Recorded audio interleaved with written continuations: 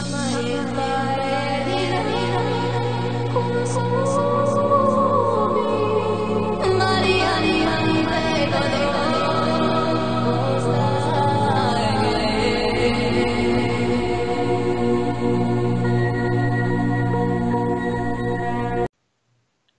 it's Ileana Kapuniak here, and I have Kevan Trimmell with me today at the Awakening Cosmic Reality Show for our first interview. So, hi, Kevan. Hello. How are you doing today? I've been good. I've been good. It's been a very busy summer. I kind of experienced my own version of the data flooding with all the information that I've come across, especially in the closed secret space program Facebook group. There's a lot of content in there you know, to go over, and it's given me a lot to think about. Yeah.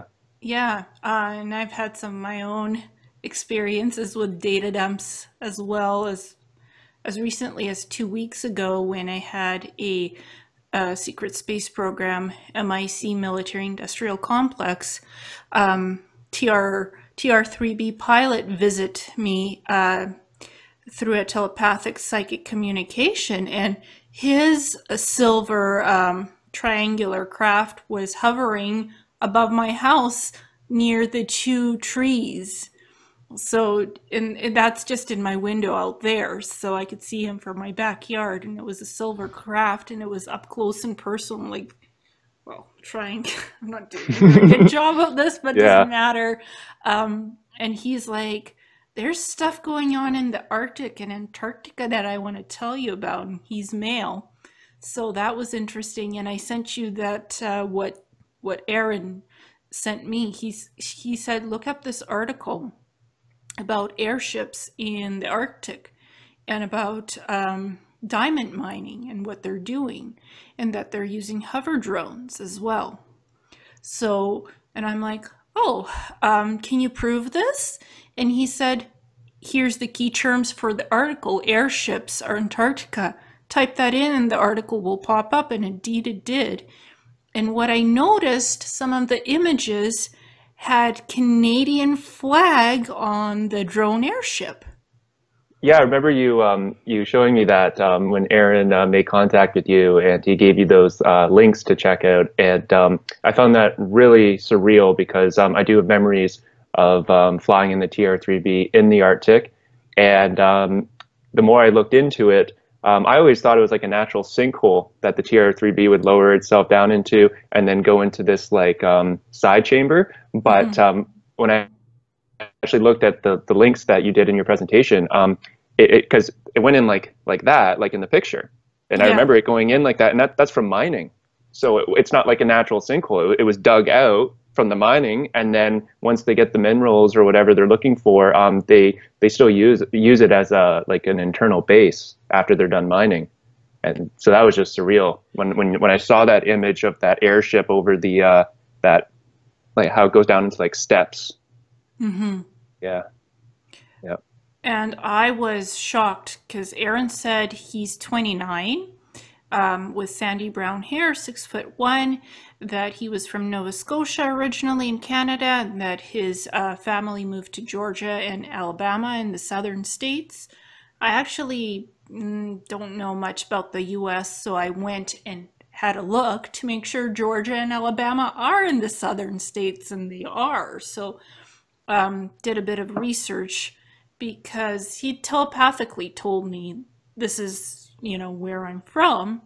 And Nova Scotia has some naval bases, I believe, as well. Something that the Canadian Royal Air Force has there, some academies, I believe, right? Yeah, yeah. Well, Halifax has a long history, especially during World War II. That was one of the main ports in the Atlantic. So there's always been a strong naval presence there. Mm-hmm. But it's interesting that this Aaron who reached out to you because I guess he's half Canadian, half American. So it's and he was talking about the Air Force. It's like a joint effort between the Canadian Royal Air Force and then the lower level MIC and Mm-hmm. Air Force in the States. Yeah, exactly. That's exactly what he said to me. And he said that he also had some information on the Antarctica that they're using the airship drones to deliver supplies to the bases that Lockheed Martin has and some of the other interplanetary corporate conglomerate subsidiaries, because they have their bases there too on the surface of Antarctica. So he said that the airships, these are manned drones, they're not blimp ships actually. So he said that they deliver the supplies that way to Antarctica, which makes sense if they're doing mining in the Arctic for diamonds and other minerals with the airships and the manned drones. Why not deliver supplies to Antarctica as well? And they said that they also have smaller hover cars. So, and that information was stated in the article that the Canadian Royal Air Force might be considering using airships in the future.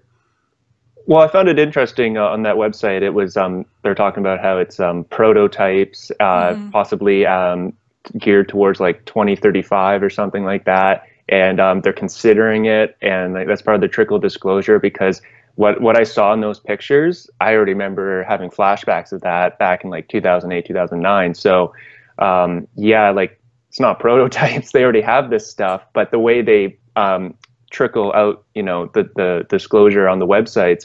It makes it sound like, oh, this is all like in the prototype phase. We're considering it.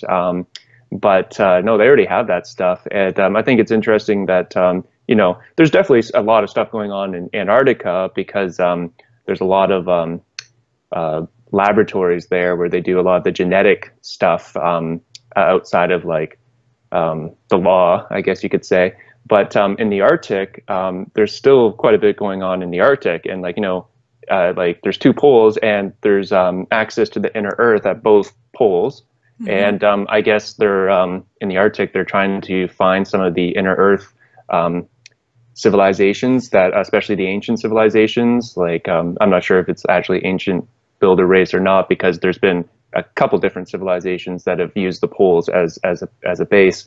But one of the things that kind of grabbed my attention when you're talking about Aaron, was he the one that said that they might be looking for crystal skulls in the Arctic? Yes, he said that they were using the sonar on the hovering airships to scan for ancient subterranean cities and civilizations, specifically looking for the crystal skulls, because these crystal skulls are huge supercomputers with knowledge repositories.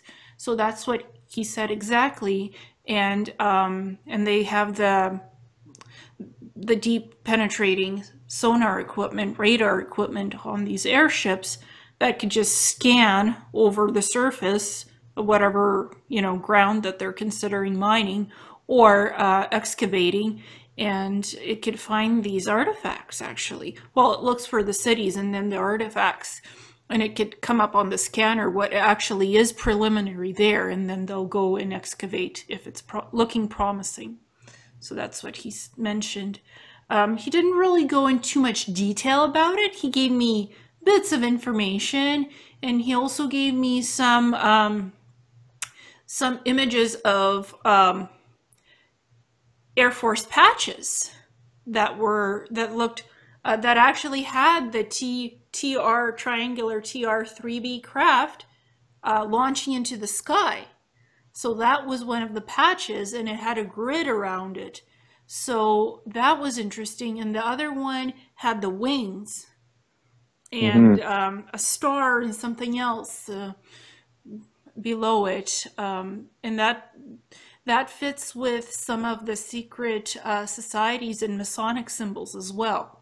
I was about to say the laurels and like the wing, like you got a star and it's winged, and you got the laurels, and even the TR-3B itself, the upright triangle, it's very Masonic.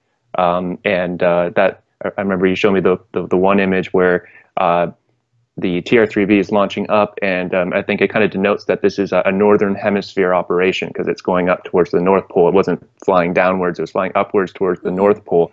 And as I understand it, Antarctica has more of the Fourth Reich presence there.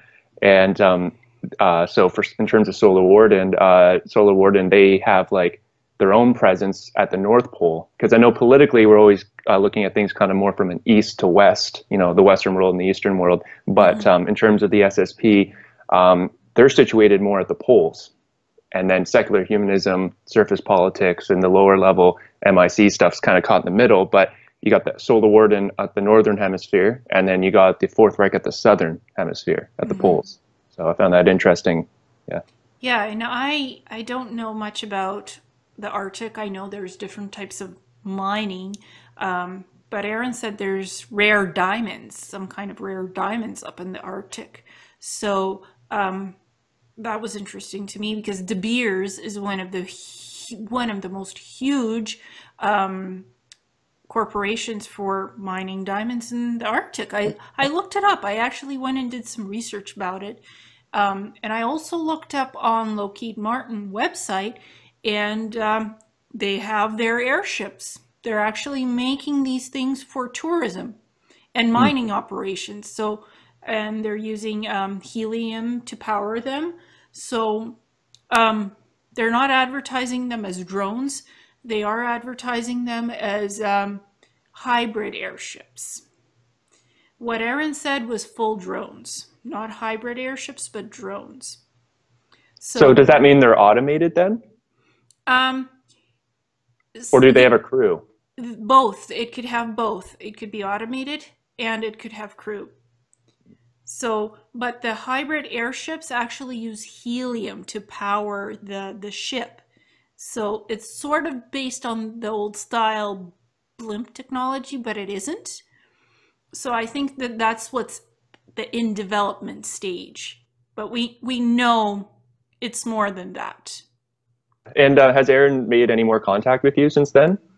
No. Any more telepathic contact? No? No, he's done the flybys. I've photographed him in the ship, in the silver blue TR-3B, further out from my house, not by the two trees out there, further out behind my house, but they've made their presence, he's made his presence quite obvious.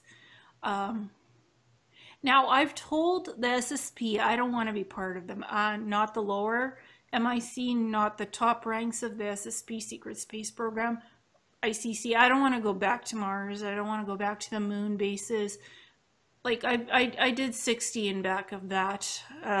There's quite a long list of a resume that I actually redid a presentation on 2 days ago because I had been missing some stuff from it that I had recently remembered.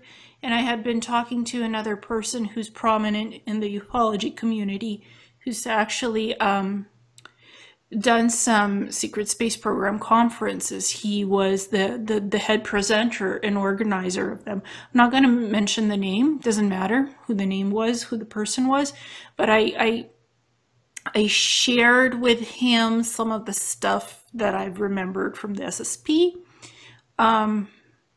And I remembered that they had these holographic computers and touch screens, where it's made out of plexiglass. So it's like a trans wall where two people could work on it and do stuff and also communicate. So it's for communication purposes. It's like communication consoles and holographic computers, and it's made out of plexiglass, thin material. That's really interesting you said that. Inside the TR-3Bs, they still have like a window, like a cockpit window, but then they have this plexiglass thing that comes down, and that's actually, and it lights up, and it's holographic, and it's kind of like in front of them, but it can they can just go like this or push it to the side, and still, if they need to, look out the actual cockpit window, but it augments, you know, the it's a plexiglass. It comes down and then it lights up and it's holographic. So yeah, I've seen that technology. Yeah. Well, what I shared with the prominent researcher and journalist is that Samsung, Panasonic, and LG are working on invisible TVs, on invisible smartphones that are made out of thin OLED technology that has the plexiglass sheets in the middle, and it's bendable and it's portable. So they're going to be making portable TVs and computers out of this holographic technology with the thin plexiglass stuff. And in originally in that presentation, Star Travelers 60 and back in the secret space programs, I said this technology is made out of plexiglass, but I didn't know how it worked, really, like to describe the parts, like how they put the parts together. And then I'm like, after talking to this person and saying it's made out of plexiglass, I actually went online and researched it and discovered that this stuff is already in prototype to be made in 3 or 4 years out to the public. Yep. Yeah, So, it's I don't even know how it works because it really just looks like a piece of plastic, mhm. and you can't really. I don't know if it has like nanites in it or like fiber optics, like invisible fiber, not invisible, but microscopic fiber optics. But when it lights up, it comes on. But Yeah. when it's turned off, it does just look like a piece of plastic, and there's nothing to it. Like yeah, Yeah, it says it has some kind of a holographic film layered over the plexiglass as well that makes it work, and some electronic components. I don't know how it works either. I just found the words plexiglass and holographic film, and that it's put between two sheets of the plexiglass to make the trans wall, the OLED trans wall, where two people could work from both sides of it and talk at the same time. It's like a smart TV, but much better, and it's an interactive holographic classroom type of environment. So that was quite interesting to me. I don't know the technical specifics of how it works. I can give you the basic description, which we just discussed. But there's videos how it looks like. It's on YouTube. There's videos and there's articles on it. So this stuff is in prototype mode to come out. yeah. So, Now, in terms of them monitoring you, I guess because you said you were done, you did your 60 and back, mhm. you're done with the ICC. I guess they kind of found a little bit of a loophole with this MIC group because technically you didn't serve with that group, the lower No, level MIC. So no. they can almost like you get what I'm saying? Like you said no to the ICC, they've left you alone, and then there's this loophole where now you're being kind of harassed by the lower level SSP, and I was thinking about it, and in terms of them, flying close to your house, it's kind of like because they still have free agency too. We're in a free will universe, so Yeah. it's almost like being in international waters, like a ship can be in international waters off the coast of the States and technically be just outside of, you know what I mean, their coastal waters, and be Mhm. sitting in international waters, and they can just sit there and be like, well, it's international waters, so like we're allowed to just sit here as long as we want. And I feel like they're kind of doing that with you. It's like there's this loophole where it's like, oh, we're just far enough away, like just above our house, not, just far enough away that because of free will, we're allowed to be here because we're just far away enough from you, but still visible. Mhm. It's like they found a loophole. Yeah, and they're not even hiding it. Like I can take pictures of them. They're not hiding it. I have the pictures. I have like 20, 30 pictures. They were hanging out at my old house in South Surrey, and I lived beside the ocean in the forest. So it's kind of a remote area. And now I moved to Kelowna, BC, in the mountains. And again, it's a remote area, so there's kind of like mountains and some forest and ridges and hills. So they're like, remote area. We can hang and she can see us, and it's like it's a bribe and a temptation with the TR3B, because that's still considered a bit of an exotic technology because it's still classified. So they're like, we're gonna give her some information because I like knowledge, right? So we're gonna give her a bit of a data leak, which she can actually look up on the internet, and like, oh yeah, there it is on the internet. The plans that they've already put in place in the Arctic with the Canadian Royal Air Force, and we're kind of like, she can take the pictures of the TR3B triangular craft. That's also reeling her in. That's Yeah, another. yeah. To use that analogy, like it's like when you're fishing and you're trolling, right? And you're Mm-hmm. going up and down. They're literally trolling, and hoping you're going to take the bait. And if they give you these little tidbits of information and you see the craft, and even just being in awe of it, you kind of give up momentarily a little bit of your free will, because just Yeah. being in awe, you kind of open yourself up and go, wow. And you almost almost say to yourself, like, I kind of wish I could get a little closer or something. And just, they're trying to nudge you along. And I found it interesting that you've been updating me on the flybys. And I did say to you, like, at some point, I'd like to come out to BC and maybe try to, use the buddy system and try to call them out and have a face-to-face conversation with these people. And just a couple days after I had mentioned that to you, I had this dream where I was being interrogated, and they're just all in black. They're in black uniforms, and I was being interrogated. And near the end, I'm kind of coming out of it. They must have like done some kind of entrainment or something. I was in this fog and I was talking, but I wasn't really sure what I was even saying. And at the very end, the last thing I said was, "Your name, Ileana Kapolnik." And then the main guy just kind of smiled, and then I woke up and they let me go. And that was about a week ago.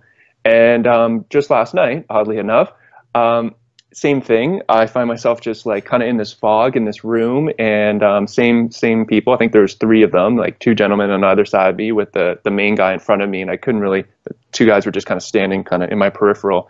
But the main guy, he was like older. I'd say maybe like 45, tall, really tall, lean, but kind of had like some silver blonde hair, but it was getting kind of silver on the sides. And so I'm kind of coming out of it, and I realized, oh my God, I've been talking for a while here, and I don't even know what I'm saying. And he holds up like the little iPad thing, like what we're talking about, like the plexiglass thing. Yeah. He holds it up, and it just says 3 hours 44 minutes. And I knew exactly what he meant. He's like, because I was saying like how long have I been talking here? And so he was telling me, and he didn't speak, it was telepathic, but he just held that up, and I knew what he was getting at. He's like, "You've been talking for 3 hours and 44 minutes, by the way, and you just told us a lie." And I don't even know what I told them. I was like under the influence. And you know what I mean? And Yeah. then I woke up when I saw how much time had passed. But yeah.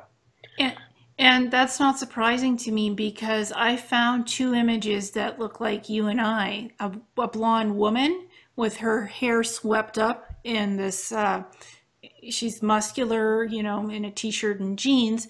And there's another guy standing by her, and he's prepping the machine for the Mindwipe.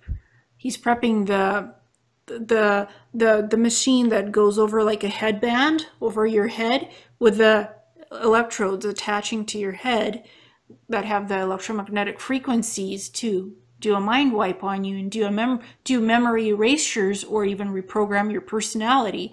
And the guy sitting in the chair getting this headband neuralizer device prepped to go on his head, he looked like you. He had the same haircut, buzz cut as you. He was muscular and built.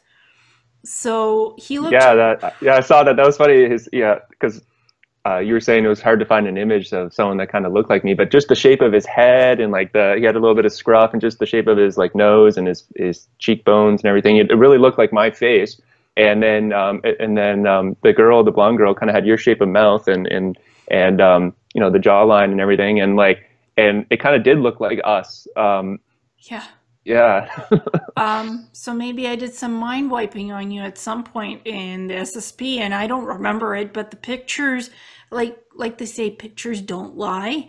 And I'd found those images about 3 months ago, and I never told you about them. I had them already. I didn't know where to put them, where, in what presentation, because it didn't really fit with anything. I wasn't working on any presentation to put out. But then after talking to this journalist privately and sending him the original file, I thought, there's some stuff missing. And then I thought, okay, well, those two pictures of what look like you and me, and the mind wipe with the neuralizer tech erasing the memories or changing personality, or even putting new memory engrams on the old memories that are gone. So you have new implants of whatever they want to give you in memory. So I'm like, well, it could go into this presentation of the 60 and back, but I'm going to share it with Kevan because it looks like us. Yeah, I did. Sorry, I didn't know that you've had that for 3 months, even Mm-hmm. before I reached out to you. Because yeah, I remember like which we've already discussed, you being an ICC instructor. But what I've been able to put together in the last couple of months is yeah, like I had a very specific role with Solar Warden, and they did loan us out, but they would loan us out not just for training, but even after training, we would get loaned out to the ICC. You know, they would trade assets. But how I understand it is that if I was loaned out to the ICC, they would mind wipe you afterwards, so that you don't even know what you did with them, because they don't want other factions to find out what you've been doing with a particular group. So yeah, it makes sense. Mm-hmm.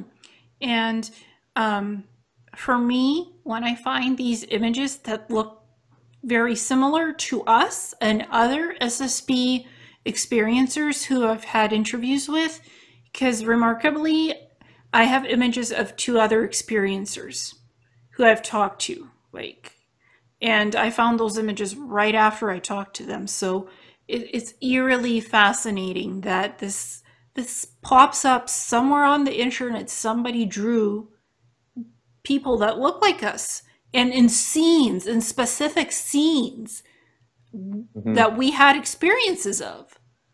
That's Yeah, yeah, it's surreal. Well, you know, people can channel, and artists. mhm. I mean, the really creative artists, especially with graphic design and that, I think they're channelers. They're channeling without even realizing it. You know, their inspiration's coming from somewhere, and it could be that they witnessed that they were a part of the SSP, and they're not even really aware of it, and they're an artist, and they're channeling memories. And that's their art, and that's their outlet, is just, you know, making graphics like that. And then when we come across it, it's like, wow, that reminds me of that time. And they look like us even. So yeah. Yeah, it's mind-boggling, but reality is weirder than fiction these days. So it's to us, if we kind of remember what it was, it's like it's a bit of something interesting that that comes into play. So for me, that's exciting. That's a little exciting for me. Yeah, it's a synchronicity, I think, when you're searching the internet trying to come up with visual aids when you're trying to present this, and then you actually come across not only a scene that you remember, but then the people, you recognize people in that like scene. And yeah, it's pretty surreal. I know you found that one image of Alara, and she went public for a bit, and right now I think she is just you know, went back to having a private life. She's off the scene, so Hmm. I'll just call her Alara. But she was another lady that was an ICC instructor, and that particular group was they taught SRV, scientific remote viewing, Hmm. militarized remote viewing. So if I can just get into this little memory, I remember her coming in, and she was wearing like a white robe, like an actual like a Templar, like medieval looking robe, as strange as that sounds. And we were sitting just in a regular desk, and she had this white robe, and she would put pieces of paper, just white sheets of paper, on the desk, and we'd flip it over, and there would be coordinates, random numbers, whatever, and you had to meditate on it. And then and she would give you like 5 or 10 minutes to do that, and then you flip the paper back over, and you start drawing, and you just draw what you see in your mind's eye, and your eyes are closed, and you're just kind of doing like automatic writing. And sometimes you would draw an image, sometimes you would write down words, which were actually a description of what you were remote viewing. That was the first part of the class. And then the second part of the class was actually being in a chair, like almost like like in that scene, like that kind of like chair, like a dentist office almost chair. And yeah, they put something on your head, and next thing you know, you were flying a drone. And that was related to actually remote viewing, and then actually flying drones mentally, just by the mind, by using your mind, you could fly a drone. I guess that has to do maybe with soul catcher technology, or something. But that was a Templar program. And though that was there was two units, and like I said, the first was just basic SRV, but then when it got really weird is they'd bring in the tech, where it was like synthetic telepathy, and militarized remote viewing. And yeah, so that's another ICC memory where it always gets strange. It always, the strangest memories are with the ICC because their level of tech was incredible. Yeah, and Alara Blackwell, she actually talked about the basis in her videos when she came out. She talked about the basis and the secret space program groups and where she'd been. She has black hair, actually shoulder length. She has raw boned features, tall lady, and the image of her in this grayish uniform in some kind of a, either on a spaceship or on a base. That's the image that I had put out to the group that were in the secret space program group on FB Facebook. It looks like her, except not in the white robe, but in a military type grayish black uniform with black hair, shoulder length. And I looked at one of those videos that you sent me where she talks about the basis, and like it looks eerily like her. Yep. And she had been in the military, right? I think she, if I remember correctly, she wanted to join the military in high school because she just wanted to she wanted a challenge, and Mm-hmm. and she had some trouble, I guess, when she was applying. She had she had like they basically, and this typically what happens when they didn't want her to just go into the regular military, so they put up all this red tape, and she had some difficulty joining, Mm-hmm. and then she basically I think. I think maybe she did basic training and she was only in the military for like a couple months, and then she wasn't able to qualify or something. And then so she kind of let that dream go, and she was continuing in her life. And then she started getting flashbacks of being a remote viewer for the military. And then she kind of put it together. Wait a second, I am in the military, but I'm in the SSP, I'm in the SSP, not the regular military. And that's why I wasn't able to join up with just the regular forces, because that's a different faction. That's a lower level faction. Mm-hmm. So she basically didn't qualify for the lower level faction. They wanted her for something higher up. And, with the blank slating so she wasn't aware of what she was doing really until she started getting the flashbacks afterwards. So, And she was stationed on Mars, yeah. interestingly enough, and that's where you were with where she taught you SRV. Yeah, yeah. That ICC training was all on Mars, and it was always on Mars. Yeah, Yeah, and we briefly discussed in more detail when I was training you with the swimming stuff in the cave. yeah, yeah. Because what happens is I'll get a flashback dream, and then Mm-hmm. but if it's an actual memory, it kind of haunts me, and it'll be recurring, almost like a nightmare that you keep having over and over again. And but each time I'm able to pull more detail, and it becomes more detailed, and sometimes it lasts a little longer. And what I put together is in that underground pool. It was very deep. It wasn't like a regular swimming pool. Like this pool, you couldn't see the bottom. It was dark water, and the lighting. I remember they had stands, and so with spotlights in the corners, and this was like a long rectangular pool. But then it also kind of went out. There's a section that went out on the sides that were like these big steps, so you could wade in, and it get deeper, deeper. But in the center, it could have been like 100 feet deep. And this pool was not meant. It was a massive pool. It was built by beings that wouldn't. Like it's not a regular swimming pool, like 10 feet deep, 12 feet deep kind of thing. Like it was made for. Basically, it was made by giants.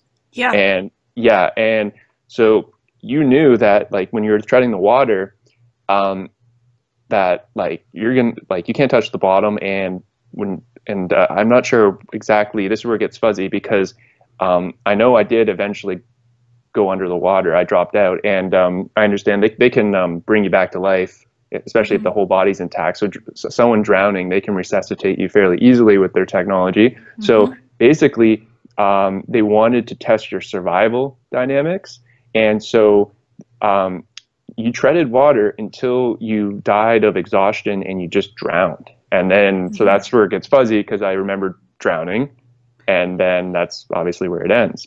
So Yeah, and at closer to the end, to the ones that survived this training, I told them, well, because you cheated by using your psychic psionic energy to boost yourself to actually float in the water, not just swim, but to float, by using your energy. Because you cheated, you passed. Because Yeah. you cheated. Not because you were good and didn't use your abilities. No, you had to use your abilities to survive. Because the ICC is a tough place. Sometimes you gotta cheat in order to get ahead, or else you die. Yeah. They'll bring you back, but it's not a pleasant experience because you'll have to do it over and over and over again until you learn the lesson. You do whatever you have to cheat to pass because you need to learn to use your psionic energetic abilities, to use your psyche to move forward and advance. That was the point of the lesson. Absolutely, absolutely. It was basically to back you into a corner and see what you would do in a very desperate situation, because I guess that's when the psi abilities, the innate psi abilities, will kick in, where it's kind of reflex action. So you're swimming, and if you're psychic, you're like, I'm gonna die here, like I'm gonna drown. So you kind of like get this adrenaline rush, you freak out. Next thing you know, you go like this, and you thought you had no strength left, and next thing you know, you make this like in the water, you went like this with your hands, and you literally could make almost like a bubble, of underwater, and you're kind of like floating in the water in this bubble. But obviously, you couldn't sustain that forever, and we kind of put it together that it was you couldn't win that. You couldn't pass. Well, the pass was how long you could last, and whether or not you'd use your psi abilities, whether or not that would come out. But you didn't. Once you went into the water, you didn't come out of the water. That was yeah. I mean, most of them failed anyway. Some of them, the ones that remained in the using your own chi energy to create that warp bubble around yourself and stay afloat, to float on the water.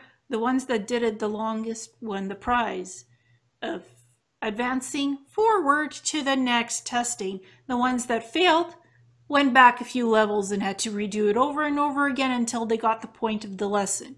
You cheat, you survive, you move on. That's how it works. Yeah, and that's something I remember too. Like when I have the memory of being in the underground barracks, and I'm talking to this blonde girl, which I've kind of put it together. KJ Scoots reached out to me, and she said, "You know what, Kevin, I have that memory as well. I think I might have been that girl." And so I went back and looked at some of her Facebook photos, because this would have been a couple years ago now. And when she was a little bit younger, her facial features are almost identical to that girl, because I know she had a curvy nose and like just the shape of her head, and like hair pulled back tight in like a bun, right? And that was the girl that same thing, like she disappeared. Like those three people were missing in the morning. And what I noticed is when they're training you, your unit would always kind of change. So like it wasn't like a class, like a regular class where you graduate with your class at the end. They would pull people out and train them in different ways, and you never see those people again. And back to the swimming thing, like the people that failed, like you said, would be put back a level or be used in a different way, so they would get transferred somewhere else. And so you would be with these groups of people, but you didn't have like lasting relationships with anyone. Everyone was being transferred and moved around pretty randomly. Like you'd literally go to sleep at night, wake up, and there'd be 2 new people in your unit and 5 people missing. So you're just like, yeah. And the teachers had to be really tough. They couldn't be soft on their students. And like I can tell the students, well, what they are doing wrong in order for them to pass and succeed. Like if you're taking a swimming course and if you can't swim, you're having a hard time, the teacher helps you. They say, well, this is what you have to do to stay buoyant. Your legs have to be a certain way, your arms have to be a certain way, so you stay afloat and buoyant so you don't sink. But I can tell you guys, well, you need to use your chi energy, your Qigong energy, literally your living life force, to keep yourself floating and afloat and buoyant by putting this energy bubble around you. I was just standing there like, are they going to get it? Are That's they a going good to do point. it? Yeah, like that's exactly it. They would create the scenario and make you jump in the pool and create the scenario. I mean, obviously you're going to start treading water, right? Like when you jump in a pool. So they would just create the scenario, and we were being supervised by an instructor, but you weren't actually teaching us. You were just supervising us and seeing like what are we going to do and how are we going to do it. And what they were really trying to do is they were trying to tap into our instincts. They wanted to know what kind of instincts you had, what kind of psi abilities would come out in certain situations. They did not teach you, direct you, show you how to do this and that. It was just throw you in the water and, okay, let's see how everyone does, right? Exactly. And I wouldn't tell you what I expected from you. I'd just say, get in the water, swim. But what's the point of the swimming? Like, I didn't tell you what I wanted the outcome to be and what my expectations were. I just said, boys, girls, get in the water and start swimming. Didn't tell you for how long, why, or what we were doing. I just stood there and did nothing and just watched and took names. And I think the reason they chose a giant pool, a pool that was probably made by a race that was like 3 times our height or 4 times our height, is because even on the sides where you climb down into the water, once you jumped in, it was too high that you couldn't get out. No. It was like 10, 15 feet at the edge. Yeah. And like, so once you jumped in, yeah, it's like you couldn't climb out. It was wet. It was slippery. I know some people tried to like, they would put their hands up and try to just freak out, and they tried to climb out, and they would just slide right down the side. So it was on purpose. That's what I meant. Like once you jumped in, unless I guess you threw us a rope or a lifeline or whatever, like you would have to literally be dragged out. You couldn't just climb out. Yeah. So. And I think that was to create the feeling of making you feel trapped and to see what you would do. Would you try to get out, or would you try to succeed? Like, what does this instructor want from you? So it was to make you actually think, what does she want? If I actually succeed in whatever and not drown, not be trapped, will she reward me? What will she do? Will she pull me out and stop this torture, or what? So I think it's the reason why they put you guys in this huge cave and in this huge pool was to see what your survival skills are and how smart you are. What would you do without instruction? Would you instinctively try to survive, or would you just freak out and fail? To weed out the strong from the weak. Unfortunately, that's what these groups do, this SSP. Yeah, it really is survival of the fittest, and but they're trying to see if you have it within you, and to be really intuitive and psychic. And I mean, it is the psychic army, so the whole point is to have personnel that don't need to constantly be shown what to do and directed. You're supposed to be very intuitive, and when you're thrown into like a survival situation, they want to know, like, are you going to survive? Do you have it within you to survive? Because some people, like when, let's say, like if they're being attacked, some people do freeze. Like when someone fires a gun in a crowd, a lot of people, when a gun goes off, they just freeze. That's a normal human reaction. So in terms of the SSP, if you're someone that once someone starts firing an automatic weapon into a crowd, if you're the kind of person that just freezes, like you wouldn't pass the exam, I guess. Yeah, and I had a recent experience. It was mid-spring in Surrey, BC. It was like 7 p.m., kind of getting dark. And I heard a gunshot, and I didn't react. And then there was a military police helicopter just flying over our house 10 times, 10 rotations. And my mom's like, somebody was just offed. My mom didn't react either. So like, somebody was just killed. It's probably a manhunt. I'm like, yep.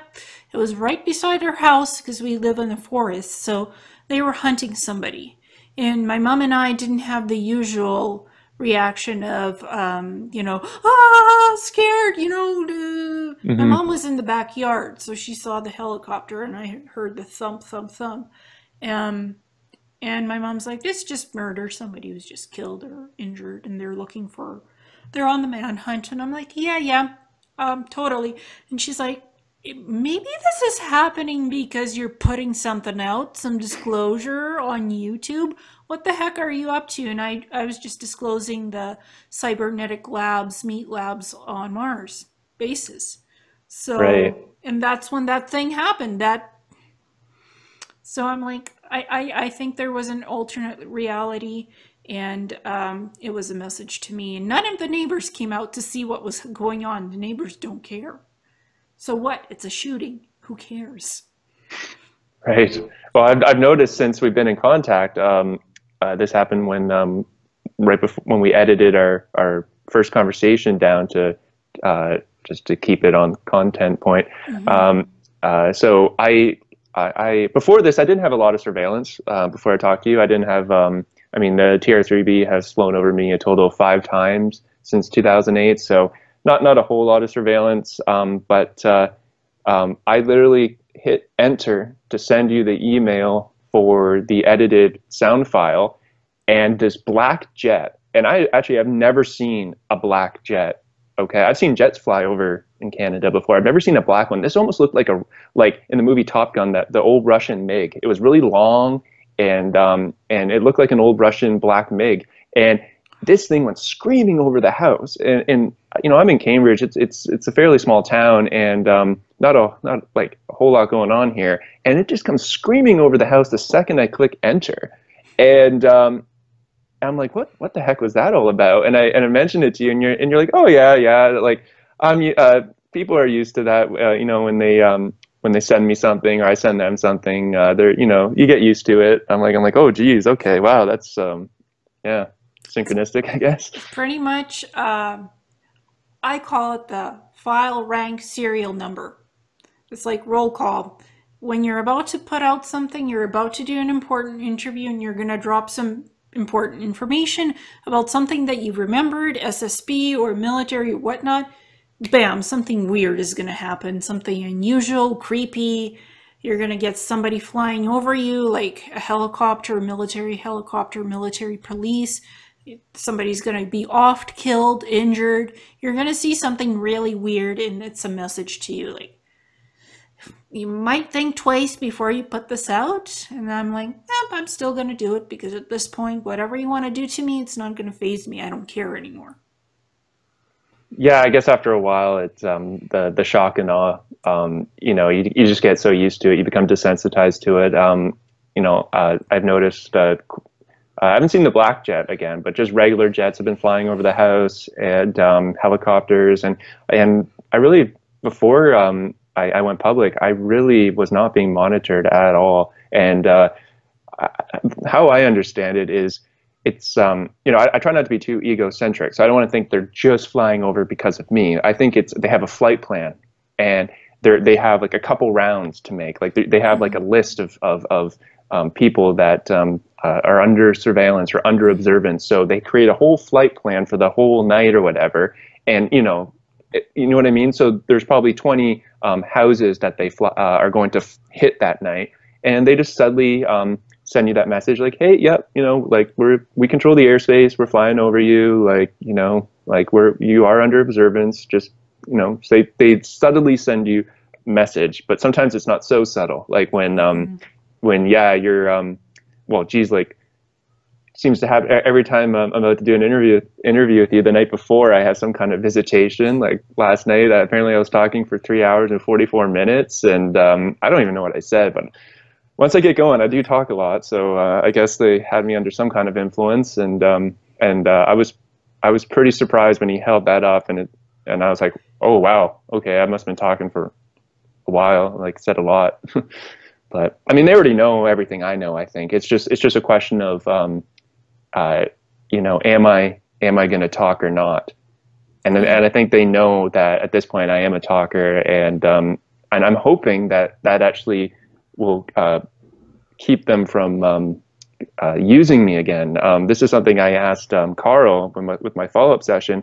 I asked my second question was, does the SSP have future plans for me, or did they already get what they needed from me in this lifetime? And the response from my higher self was that they always have provisional plans for people in the program. Once in the program, you're never out of the program. You're always recallable.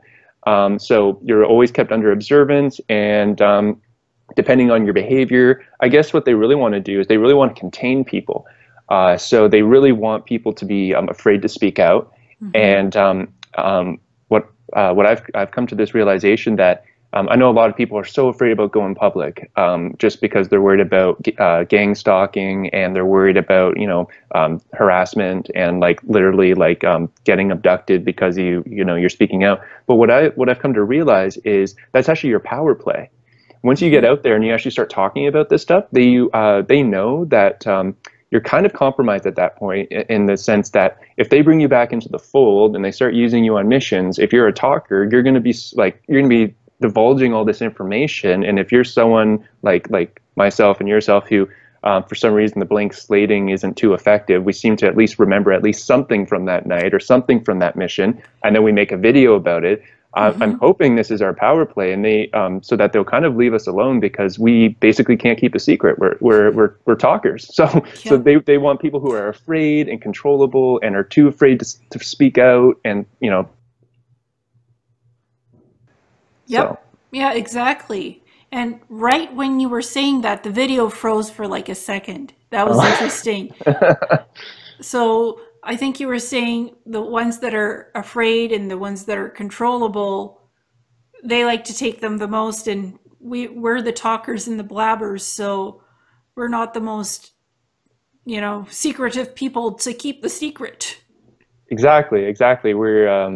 We're not easily contained, and we're not afraid to talk about this stuff. And I think that we're always going to be under observance, but I'm hoping that they will leave us alone, because we are willing to talk about this stuff. And that's something I came across in some of the comments, and some of the people that reached out to me. They want to initiate ET contact, and they're like, I wish I was a part of the SSP. And it's not a good thing. It's not a they always try to sell it like it's a glamorous thing, like it's like Star Trek or something, and it's not. It's you get abducted, you're used in really weird ways, you're put back, and you basically feel like a crazy person. There's no support, and you have PTSD, and you're literally afraid to go to sleep at night. Like, it's not a glamorous thing. It's haunting, and that's another thing that came through with my session with Carl. All the ETs that are operating in the Earth plane are negative. And what was meant by that, and I think there's a little bit of a misunderstanding, because I understand the different densities, Earth plane means third and fourth density. So fourth density just means you're fully telepathic and you're starting to ascend and raise your vibration. It's a striving to fifth. So you're on your way to fifth density, and there's that transitional density, which is fourth density, but a fourth density being is just as physical as me and you. Yes.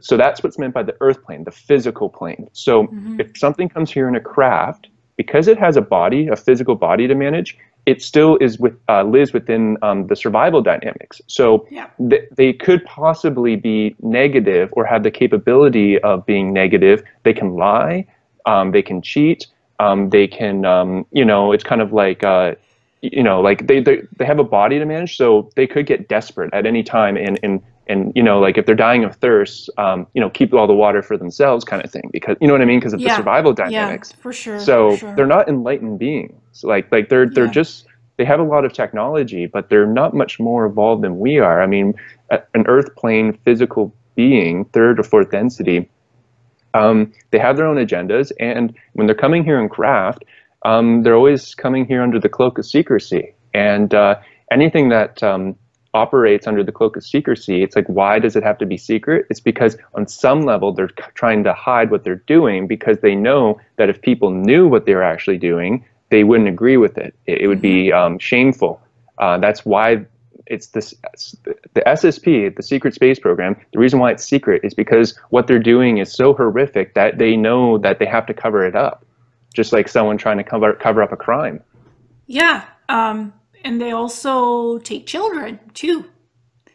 And I sent you that. I think you saw that image of the children. in the Oh, on Mars, presentation. Yes, on Mars. under armed guard all the time. Yeah, yeah, and the eagles, the images of the eagles were there. The Austrian eagle with the hammer and the chain Yeah, and something else. yeah. The hammer in the sai. Yeah. Uh, the Austrian eagle is in chains. It's and in his talons, it's holding the hammer in the sai. And in that image, you had the Austrian eagle underneath, and then you had the German iron eagle above it. Hmm. And what's symbolic about the Austrian eagle is because the whole Fourth Reich faction is opposed to the communistic Rothschild faction. And so communism is symbolized by the hammer and the sai. And they felt like they needed to break away from the chains of the Rothschilds, who control secular humanism and control the surface population very much so. And that's why after the German army lost the war, the German intelligence community, the Third Reich, became the Fourth Reich and went underground and fled to South America and Antarctica, as we know. They were trying to flee the communist faction, which ultimately defeated them because America, especially back then, was more of a communistic faction. Yeah, and the image of the children being taught from a early age, from a young age, how to use the holographic technology, what we were talking about before, under armed guard, is so they can't escape from the Mars colonies. They can't escape the classroom. They're stuck there with the guard standing over them and looking at what they're doing in their lessons. And that image, I had no idea where that image came. I just saw it. It was a memory that I had of these children, these two children, and the two eagles. I remember having that memory. I don't remember specifically what it was, but I remember it.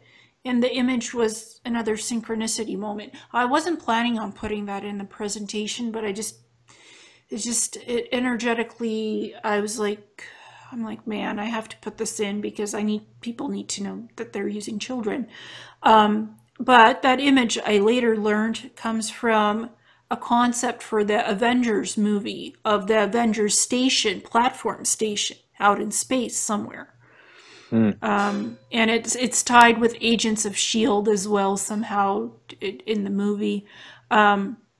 Yeah, So, yeah. Hydra. I guess it gets revealed in that movie that it's actually a Fourth Reich faction that's embedded in America, mhm. and it's being run by an AI, oddly enough. And then that image. What's really weird about that image with the kids is not only do you have the German and Austrian eagles and the armed guards, but that's exactly what James Casbolt describes in the IBIS program, the 42 children that were kept at the Q-55 base in Nelson in Canada, a Fourth Reich underground base. He described them being in the modern SS uniforms, and they were under constant armed guard. And so I think if James were to look at that image, it would almost be like looking at an old photo album from his childhood. Unfortunately, that's how dead on it was. Yeah, and unfortunately, James Casbolt is in prison for Hmm. disclosing what he disclosed of what happened to him and what, you know, it's Yeah, it's it's just eventually, like, if you disclose too much, something happens to you, or you're just looked as a crazy, unfortunately. yeah. James, see, he was originally in that Jesuit orphanage, which was a Fourth Reich controlled facility, and they got rescued and brought to Toronto, Canada. And they had a lot of their cybernetics removed as much as possible, and then they were put into foster families in the UK. And that's when because his birth name was actually Michael Prince,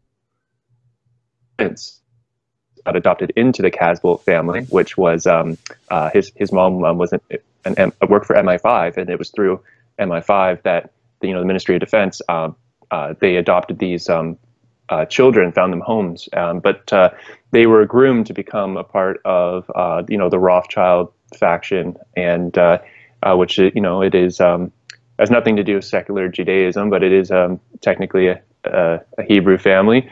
And so in terms of the communistic Jewish faction, that he got adopted into that. And I guess what happened was when he married Haley Meyer, and her father, Hank Meyer, I guess what really got James in trouble was she talked about how she was ritually like SRA, satanic ritual abuse, growing up with Hank and being a part of like that secret society that he was a part of.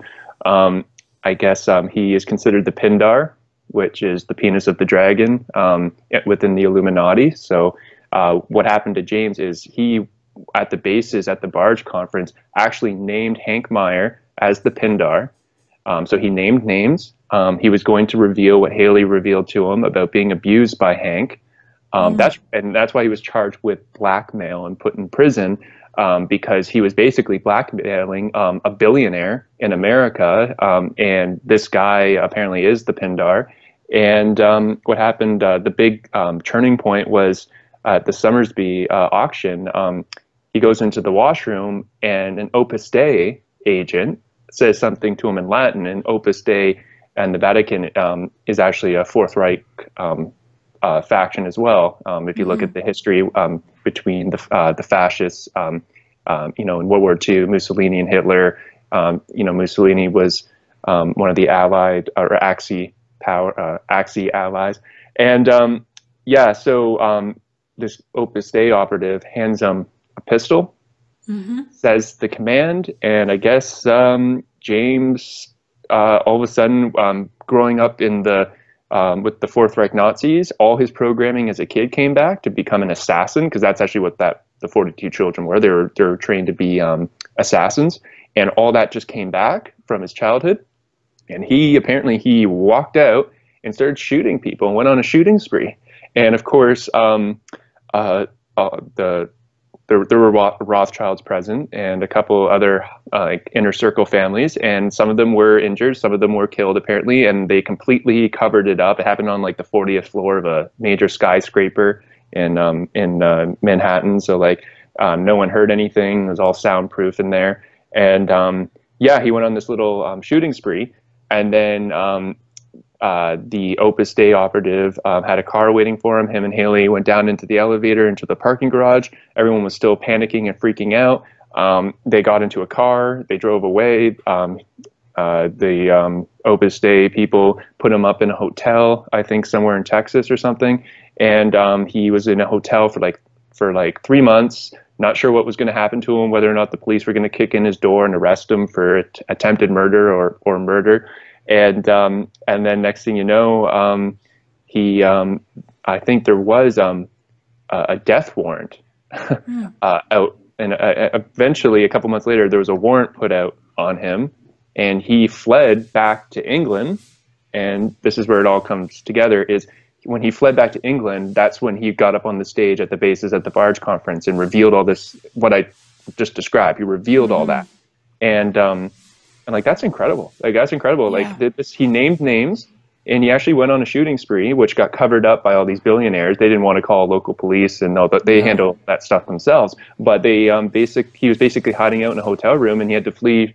Eventually, a warrant was put out where he was going to be arrested in the States. So he had to flee the States, and then that's when Haley began the process of divorcing him. But they had a child together named Dresden. They had a little child together. So this is all on public record, and you don't marry into a billionaire family and have a child, with a girl like that, unless you're a part of, for lack of a better term, the SSP or the secret society network. It's like he is actually, I know, he had this huge falling out because when his programming kicked back in, the Nazi programming, he basically started sounding like a Nazi the last couple months he was around, and he said some really hurtful things on the internet, and he became very unpopular very quickly before he got put in jail. And he gets out in 2019, I believe. I think James Rink just put up an update on his website, and he's getting out in 2019, so in 2 years. But yeah, he's a very credible witness in all of this that they tried to make go away, but he is going to get out again. And I'm not sure, he may not be able to speak freely about, he may have to sign a disclosure agreement to get out. But yeah. Anyway, sorry, I bring it up just because this kind of gets into the assassin thing. he was a trained assassin. That's the whole IBIS program. They were training these children to become assassins and brainwash them to always believe in endless warfare. That you have to fight to survive, kill to survive. There's always going to be another person to kill. Endless warfare. It's part of the whole 1,000-year Reich of endless warfare. And yeah, so this is another topic you and I wanted to get into. It's not just male assassins. That's one of the female roles within the SSP. Is they will train and basically brainwash women to pose as escorts, and a lot of the military guys, especially the lower level MIC group, they you know, when they get leave, they want to unwind, and they do have a lot of PTSD, and a lot of them unfortunately are not only a part of secret societies, but they are also being ritually abused or have been ritually abused, and they have PTSD. So they'll see an escort and they will, you know, start drinking and doing drugs to try to numb themselves and, like, you know, deal with the PTSD. And they just think that they're with like a low vibrational prostitute, for lack of a better term. And this girl is actually recording everything, and she will sit there, and as you know, this guy's talking about possibly, like, you know, serving in the SSP. She is basically doing the entrainment, because she's a psychic assassin as well. She's doing the entrainment. So she's starting to get him to, you know, with the drugs and alcohol. He's starting to open up. She gets all this information. She's doing an interrogation. That's what I'm getting at. So he thinks that he's just hanging out with a high-class prostitute in a hotel room having drinks, and he is kind of ego tripping, talking about his secret space program life. And he isn't aware that he's being interrogated, but so subtly, because he just thinks he's with an escort, you know. So, and she'll never tell anything because he's paying her, and she'll move on to the next client, and that's that. But in reality, she's psychically recording everything in her mind, what this guy is telling her, and she can pick up psychically what's in his mind, scan his mind, download it. And if there's sex involved during the sexual energy exchange, she can get more out of him too. Yeah. She really knows him. Like, she really feels him, knows him, and then when her handlers pick her up, she may you know, have like an abduction type dream or something. Then she just turns over all the information to her handlers, and you know, because there's all these different factions that are committing espionage. They're conducting espionage, just like in like the James Bond spy movies. That's actually what's symbolic about James Bond is, if you notice, he always has sex with two women in the movies, and he always has sex with the villain, or not the villain, but it'll be the girl that is associated with the villain. She's basically like the escort we're talking about. She's the female psychic assassin. And so James Bond will have sex with, and you know, she's a bad guy in the movie, and he knows that you know, she works for, like, you know, Dr. No or the villain or whoever. But that's symbolically, and the Broccoli family, they're the ones who not created James Bond, but they fund all the movies. The Broccoli family, and the last one was actually dedicated to Mr. Broccoli because he passed away. The Broccoli family is a military industrial complex and intelligence family in England. And they make those movies as like a parody of what we're talking about, because James Bond will have sex with the evil escort girl. And through the sexual energy transfer, he actually symbolically, he knows how to defeat the villain, because he pulls all the intel out of her. Okay. Yeah. But she also pulls intel out of him, and that's why he usually gets captured at the end. Yeah. Because, you know, so they're give and take. He gets captured, so the villain knows what he's going to do. He knows what the villain's going to do, and then that drama plays out. And yeah, so people should really look at the James Bond formula, and that's the psychic assassin espionage that happens within the SSP. And the interesting thing about these female trained assassins, the Interplanetary Corporate Conglomerate specializes in training them, because they'll train them as a dominatrix to inflict sexual pain and pleasure on men, and she feels like the dominant. She feels in charge, the power. It's in her hands. She'll, you know, the whip, the lash, the whatever, the feathers, the tickle, the pain, the pleasure. The man gets off, and she's like feels high in power. She's the one in charge and in power. She does it all. That's training her to be the leader, to be in charge, so she can take on these missions and be fearless. And she can be, these assassins, female assassins, who are trained to be escorts, who are trained to be anything they have to get the job done, to get the mission done. Sometimes they might kill the target. Sometimes they'll just incapacitate them after they've gotten the info out of them. They'll beat them up, whatever the mission parameters are. And these assassins are brainwashed themselves. These women are brainwashed to do what they're supposed to, no matter what. And they could be Earth-based missions, or they could be off-world missions elsewhere. And nobody will notice them. They'll come in quietly, do the thing, and get out. Nobody will notice Yeah. that the woman did the crime. Yeah. They will. Like a lot of times when they are supposed to kill their target for whatever reason, a lot of times this is where the overdose poisoning happens, where like a guy, they find him dead in his hotel room. They're like, oh, he committed suicide, or he drank himself to death, or he overdosed, or whatever, or got poisoned. And really what happened was he had a night with one of these escorts that ended up bumping him off. And then another thing too is the whole thing about these female assassins. They feel like a lot of times like a dominatrix is because they don't want this woman to feel like a victim, because she's being brainwashed, she's being used, but they in order to keep her mentally fit, she has to feel like she is the one in control. Like the dominatrix, it boosts her ego, because if she felt like at any time that she was a victim and she was aware that she's being used in this way, she might eventually have a breakdown and just not want to do it anymore, not want to be an escort anymore. So they have to give this illusion that she's in control, unfortunately. Exactly. And I actually found an image of a woman in this type of a business suit, wearing dark knickers underwear and holding an AK-47 or some kind of a rifle out the window. And I'm like, I recognize this woman was brainwashed. She was given mind control programming to do a mission wearing her underwear, to kill somebody wearing her underwear. Hmm. So my quick reaction was to draw her a skirt. I literally drew her a skirt. I put her in a skirt. I drew her a black short skirt.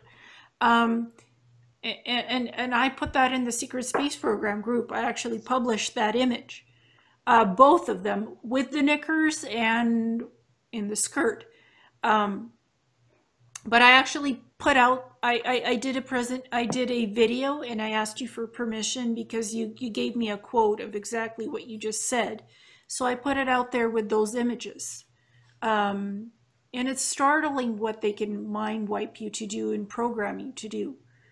What Yeah. brainwashing instructions they'll give you for the assassin to do a mission. Woman, man, get your orders, you do it. Yeah. A lot of people, when they get sucked into this, they think that they have some weird fetish or fantasy they want to fulfill, whether you're a man or a woman.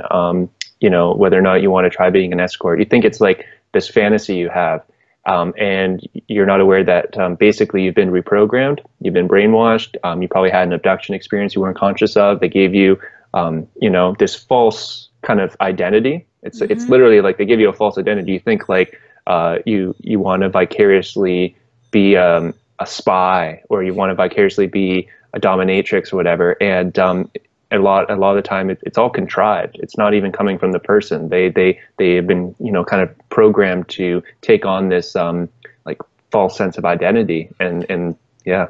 Yep, and I once jokingly said, hey, I was a spy in the FBI. And I'm like, where the heck did that come from? That's just weird. Lo and behold, I didn't quite know that I had been trained as a assassin and a spy in the secret space program through the Interplanetary Corporate Conglomerate. And I knew a lot of my memories that I had battle ready training. did not suspect I was a trained assassin. And that came through with Carl Mollison, the channeler that you and I did sessions with, to see what, if we could get more memories of what we had done in the SSP and what was done to us in these programs. So it wasn't shocking to me that I was trained as a spy and an assassin. I kind of had a feeling, but it just another synchronicity. And I said, I don't have memories of killing anybody. I just don't. But I have the weapons training, and I have the weapons in my 3D reality. I have this training. Yeah, yeah. There's always synchronicities with. I think Tony mentions that, how you'll have like habits, leftover habits or interests, just weird little interests and habits that's left over from the program. You know, like being obsessed with like weapons and knives, or just always wanting to watch like vicariously like certain sci-fi movies or even certain TV shows. And I think you mentioned this part too, that you know, maybe on some level it's also your higher self wants you to try to remember. So like it tells you like, you know, you should really like watch like Stargate, and maybe that will start triggering you. And then sure enough, so you start watching Stargate, and then you're like, oh my God, like, yeah, and it helps you remember. And Yep. yeah. Or The Expanse, Battlestar Galactica. There's so much. Star Wars. So much. Passengers. That was the recent one I watched. I also watched Valerian, A City of a Thousand Planets. That was interesting. That's Yeah. totally SSP. Yeah, I haven't It's seen that one yet, but that one looks like, in terms of the what I saw from the preview, and it was a really neat preview. I haven't seen it yet though, but I could tell that level of tech, that's ICC level tech. yes, Okay, yes, and recently I went back, and this summer I've been watching SG1, the old like one from the '90s, because I never watched SG1. I always watched when I was a kid. I like medieval kind of stuff and like ancient history, so I always watched like Xena instead oh, me instead of, too. yeah, I was really into like Xena and Hercules and that. So Yeah. the Stargate didn't really interest me. And then later on in life, in like when I was like 14, 15, 16, Stargate Atlantis had just come out in the early 2000s, around like 2005. So I never got into SG1. I just watched Stargate Atlantis. And Stargate Atlantis, it's good and everything, but it has a totally different storyline, and it's less disclosure. It's more like science fiction, very much, Yeah. or at least what from what I remember, because the tech in and also had to do with their budget. Hmm. The tech is just so advanced in Stargate Atlantis compared to SG1. So I went back, and I mean, like growing up in the '90s, I remember seeing SG1 like certain episodes on once in a while, but I never got into it. I just went back, and I'm like in season 8 now. I can't believe the amount of disclosure, and it is triggering me, I have to admit, because that's what you see in SG1. That's more like what we're talking about the lower level MIC group, and even Solar Warden level. The Yes. kind of craft, they have like the 302s and like just that Yes. level of tech, and the small grays are in it, and I like eerily lifelike. Like they really look like how the small grays look. Yeah, and the symbiotes, what are, it's been a while. I haven't Yeah, watched the Goa'uld. Goa'uld. Yeah, I haven't, Yeah, the I, symbiotes. I watched Stargate SG1 from all of it, beginning to end. The symbiotes that the Goa'ulds have are inserted into them against their will.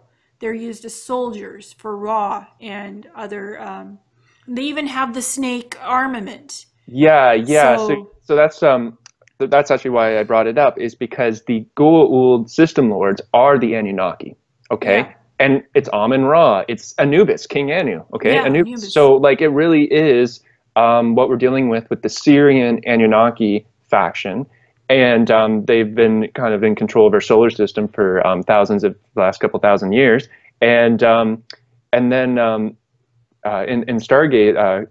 What happens is the replicators come, and that's like the AI component, Yes. and we are dealing with an AI threat, and it's seeped its way into the SSP, and a lot of the including the Nordics and the Greys especially, Yeah. and Dark Fleet with the Draco, the SSV is starting to figure out that the AI is actually running a lot of the ETs and the SSP, and it might actually be all contrived. It might just be like a war game kind of simulation with all these different factions, including the human factions and the ET factions. It may actually just be this artificial intelligence that's playing this war game with us. And so in Stargate, that comes out. But one thing I noticed about Stargate is, yeah, it's very triggering and all that, but because it's the Air Force, this is the thing about SG-1, and this is the misnomer. This is where it's not accurate. It's really the Navy, the secret space program. It's really the Space Navy, Solar Warden being a part of the Space Navy, and in SG-1 it's the Air Force that has all the tech and is working with the Greys and all that. And in reality, it's actually the secret space program Navy faction that is really kind of higher up, and then and that's why the uniforms in SG-1, that green, that's not what I remember at all. That green doesn't look right to me.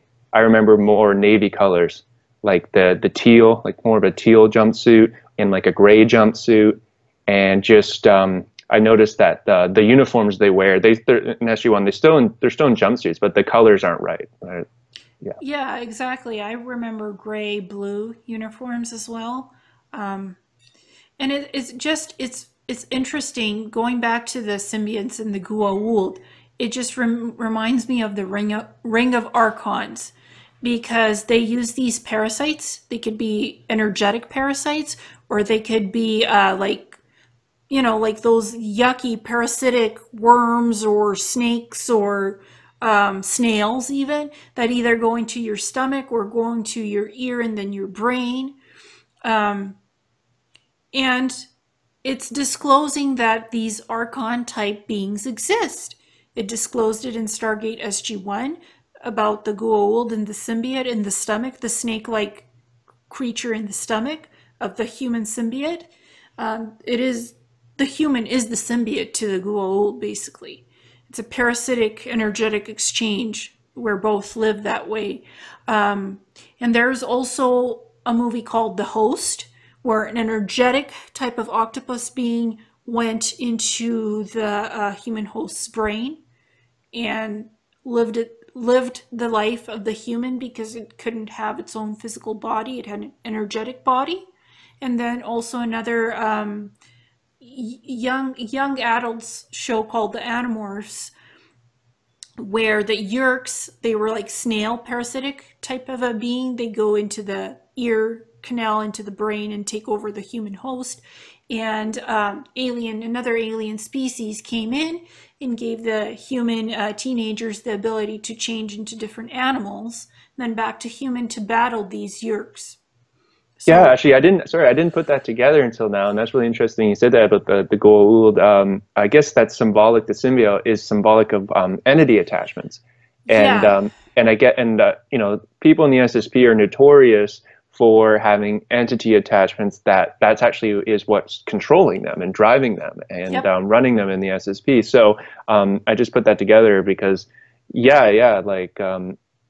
that's something that it's part of the healing path. Is unfortunately, if you feel like you've been in the SSP or even if you've just been abducted, the entity attachment, it's something to deal with. It's a real thing, and you have to be honest with yourself. And no one wants to say, "Oh, I got demons, I got entity attachments." No one wants to admit that. But if you have these kind of memories of being in the SSP, then 99% sure you're probably going to have some form of entity attachment. And amazingly though, if you actually just do a lot of parasite cleansing, like diatomaceous earth, and you actually clean up your diet and you do a lot of actual parasite cleansing, that seems to actually really help as well. It's not just energy healing. If you do like a real parasite cleanse, it actually seems to really help get rid of this stuff.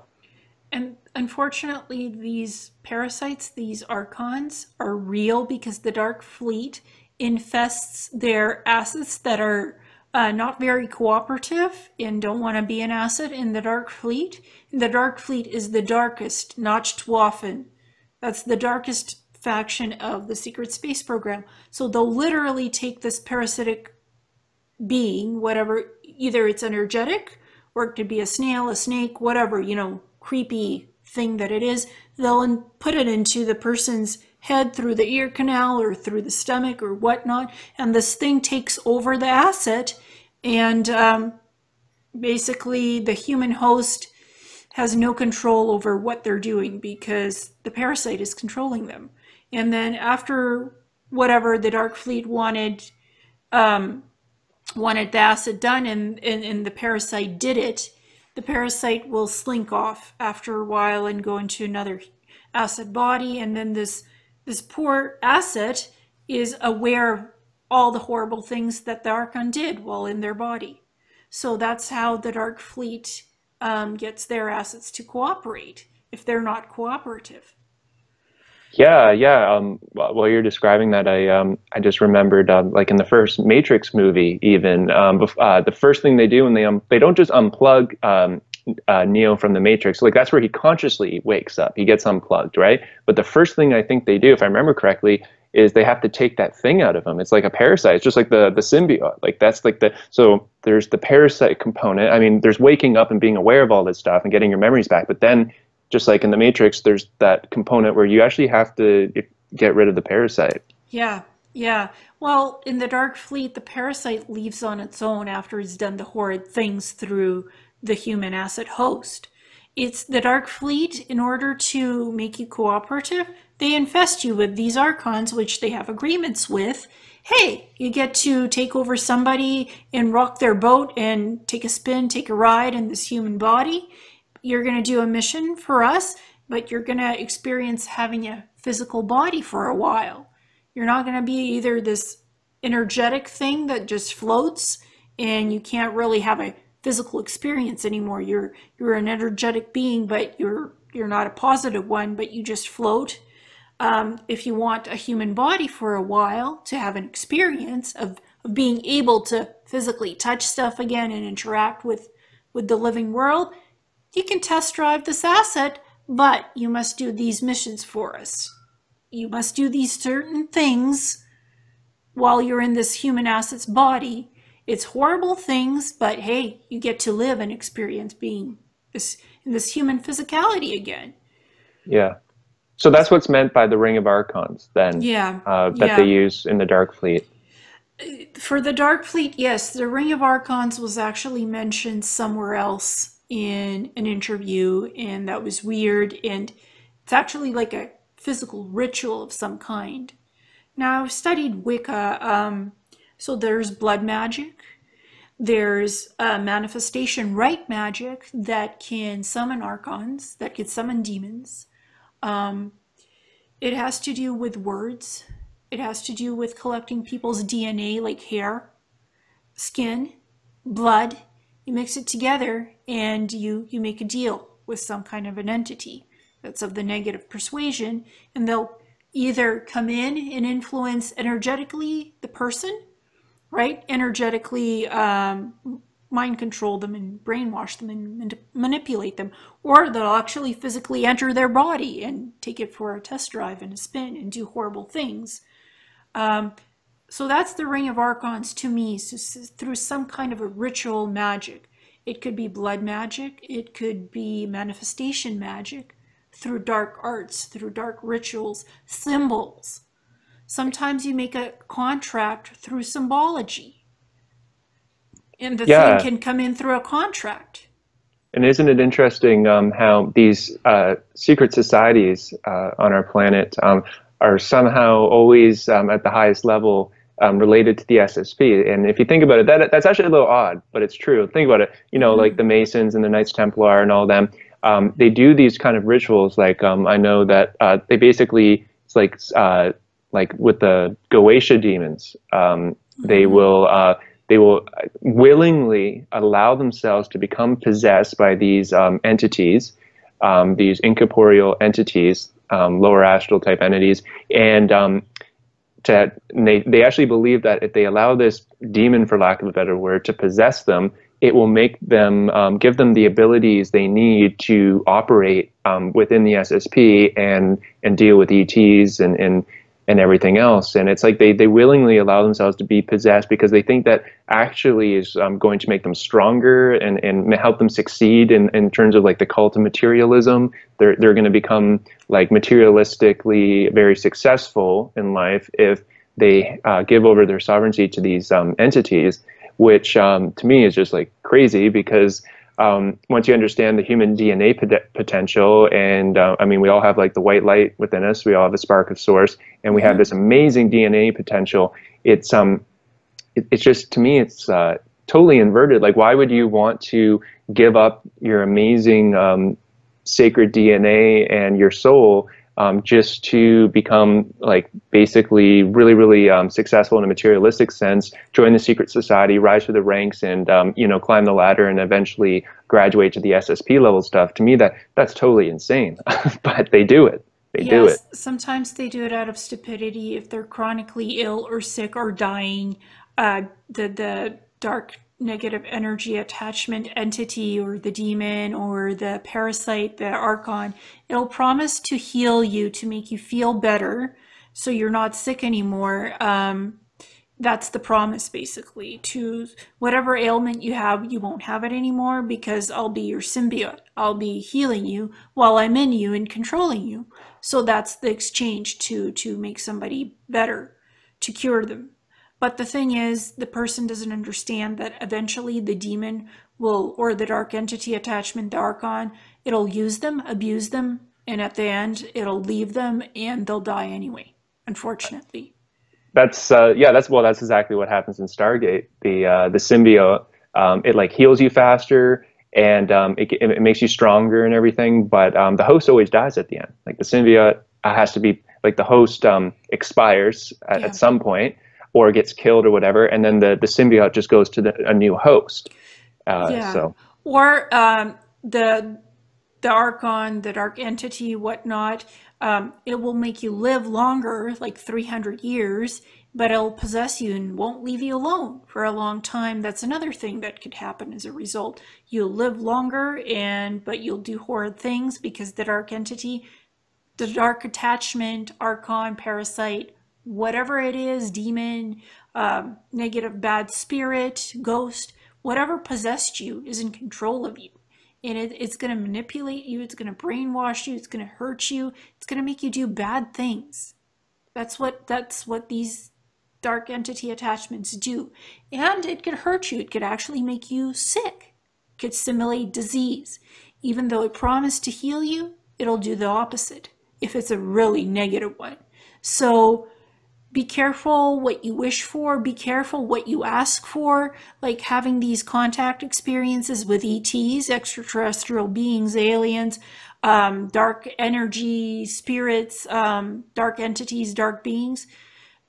Don't ask for it. Don't be like, you want to have contact and it might look like a positive entity, but it really is masquerading as something else. It's a negative one usually. So careful what you ask for, or you just might get it. Yeah. Since we're at about an hour and a half here already, we should probably try to wrap up. But to end it like with a bit of a disclaimer, but also kind of on a positive note, I did want to say, because I get one of the questions that get asked most is, how can I initiate ET contact? Okay, and what I wanted to say, and it has to do with what you were just saying, is be really careful what you wish for, because if you basically, your mind is extremely powerful, and if you want something bad enough, it will eventually happen. It's like the law of attraction.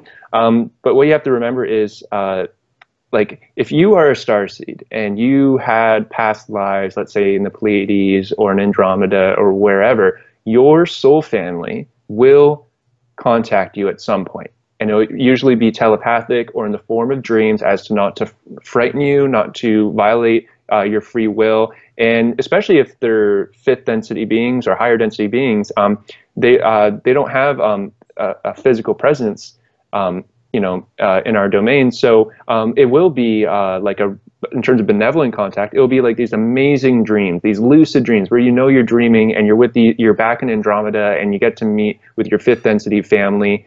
And it will happen naturally, Mm-hmm. and it'll also happen at the right time in your life. So that's what I would like to say to people is you don't, it's not something you have to will, it's something you have to allow. So just be patient, keep a dream journal, and you will have benevolent contact. If you're starseed, your star family, soul group will contact you in the form of dreams. So, you know, and so that's great. And like, it'll work itself out. But yeah, be really careful what you wish for, because if you're like, oh, I really want to meet an alien, and you really, really want contact, you're just going to send that intention, and then literally it's going to be like when the devil knocks on your door at 3 in the morning kind of scenario. Or Like, yeah, or 10 different ETs that want to talk to you, and you're like, you don't know whether this is a positive or a negative one, because they're all psychically knocking at your head wanting in, and like you're like having a boom boom boom, there's a freaking party in my room and I can't stop this because I didn't specify how many, which ones, positive, negative. I just want an ET experience, and I got like 10 different ones that I don't know who they are, what they are. You got to question everything. You got to plan everything out. Don't just want an ET extraterrestrial experience, or don't say I want to be in the secret space program because it's so cool. They get to have fun with all this advanced technology, fly in all these ships, go out to Mars and space. It's not glamorous. It's enticement. It's temptation. It's there to degrade you, actually, it not is to. degrading. Yeah, yeah. Because while you're doing it, you're not you're under mind control. So like Mhm. while you're doing it, you're not like conscious of it. Okay, you're like a zombie, and you're basically have like yeah, you're like a zombie. So you're not aware of what you're doing. It's when you get put back, you start to get flashbacks after the fact. So it's not like while you're in the secret space program, you're even really conscious of what you're doing. So that might be a good thing to clear up as well. So it's not like if you get recruited into the secret space program, you are fully conscious and awake, and you walk onto the craft, like again, like in Star Trek, and you're like a volunteer, and no, you're not going to be aware of what you're doing until after the fact, and it's basically going to come back in the form of night terrors. So it's not a good thing. Unfortunately, you're not a willing participant. You're a kidnapped asset that they control and use and abuse for whatever they want. And your life will not be pleasant afterwards. You will have physical ailments. You'll have neurological damage. You might not be able to function in real life anymore. That's just the way it is. You won't be able to fit into normal working environments. You'll be triggered by lights, you'll be triggered by scents, you'll be triggered by food, because they messed around with your neurological system, with your autoimmune system, with your nervous system, with your physical body, with your emotional body. You're just messed around with so many things and age regress so many times. Your physical, biological, and emotional self is not the self that you used to be before you went into this program.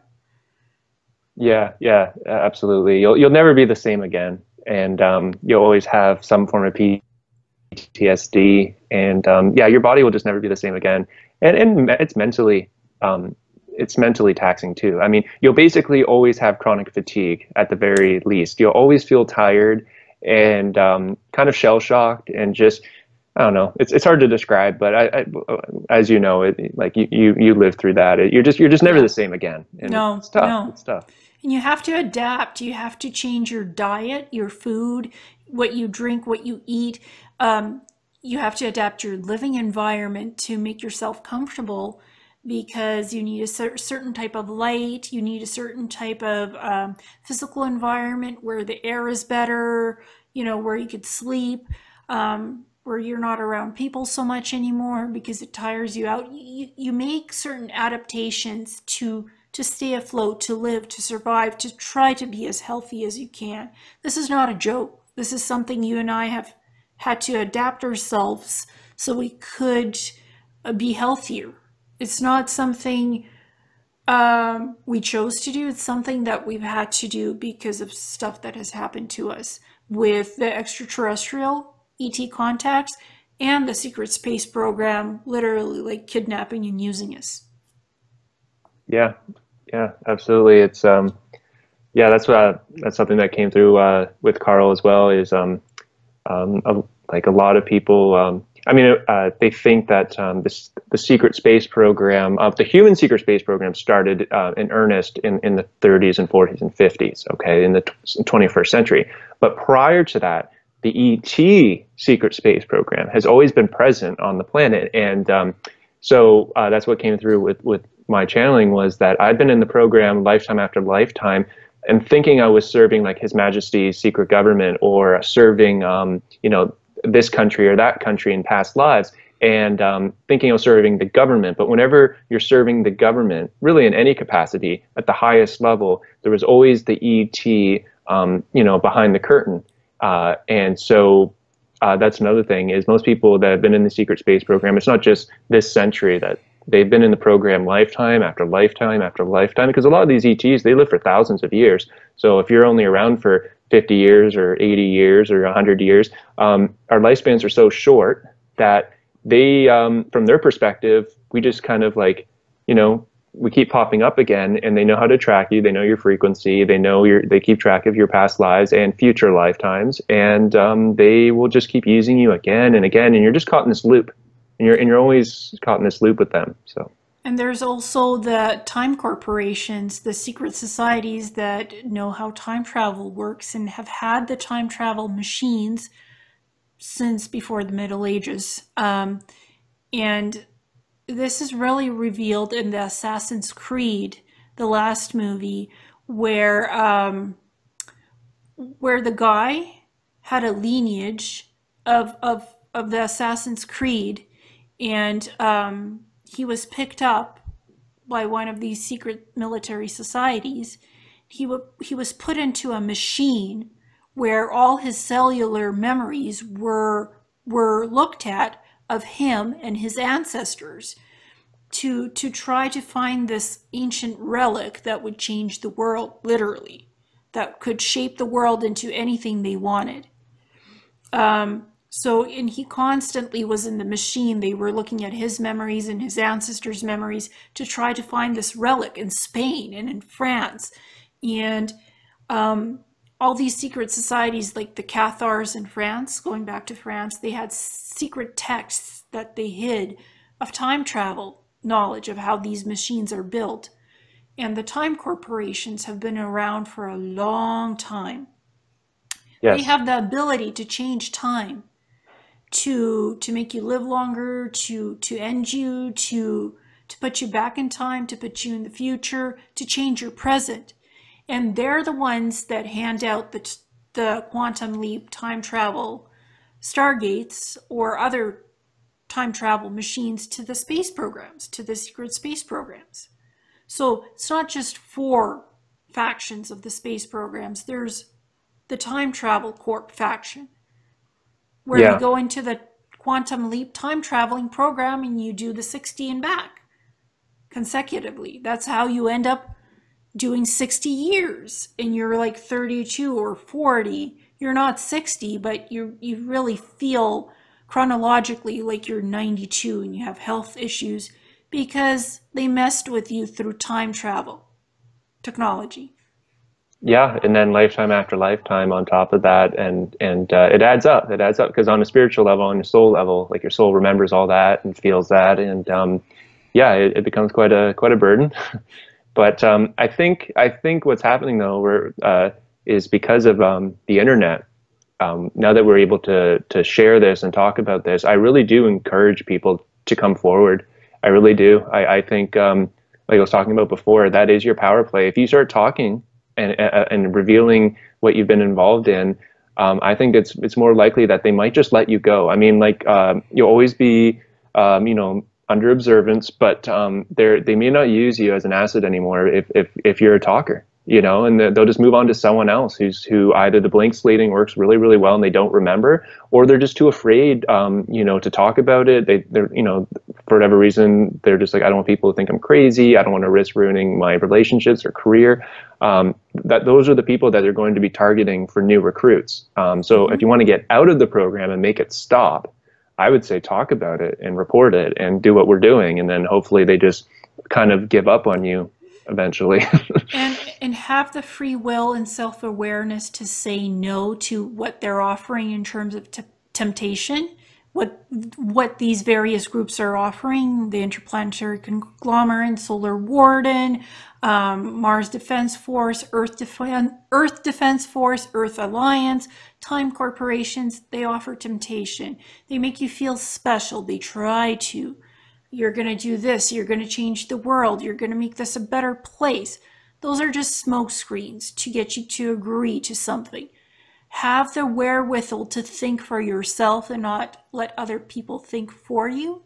You have free will to say no to these groups, to these agents.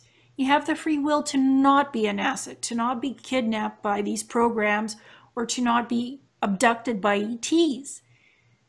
Break your soul contracts, break your agreements, break it. So it's not a repeating cycle of the same old crap that they put you through. Say no. Yeah. Yeah. And although I found myself this summer being interrogated by, I think, a couple different factions, I also see that as almost like a debriefing.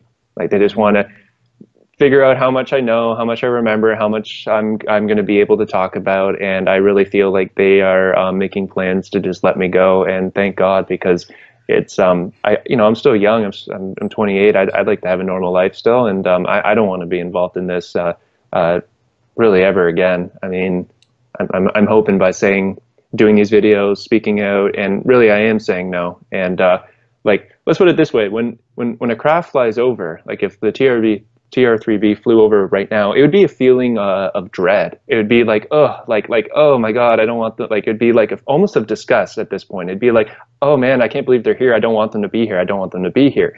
And that kind of attitude, that's good, because that is saying no. You're not like in awe, like, oh my God, like look at, like, that's amazing. I got to grab my camera and like, this is so cool. Because once you start getting an awe and you're like, this is really neat, then you're kind of wishing for it and opening yourself up. Yeah. The feeling needs to be like, oh my God, I don't want them here. It's like someone knocking at your door that you're trying to avoid, and you're like, oh, like, I don't let them in. If they knock or come in astrally and physically, I have the military grade cattle prod ready with 1 million volts of electricity to zap them and to disrupt their cloaking suit.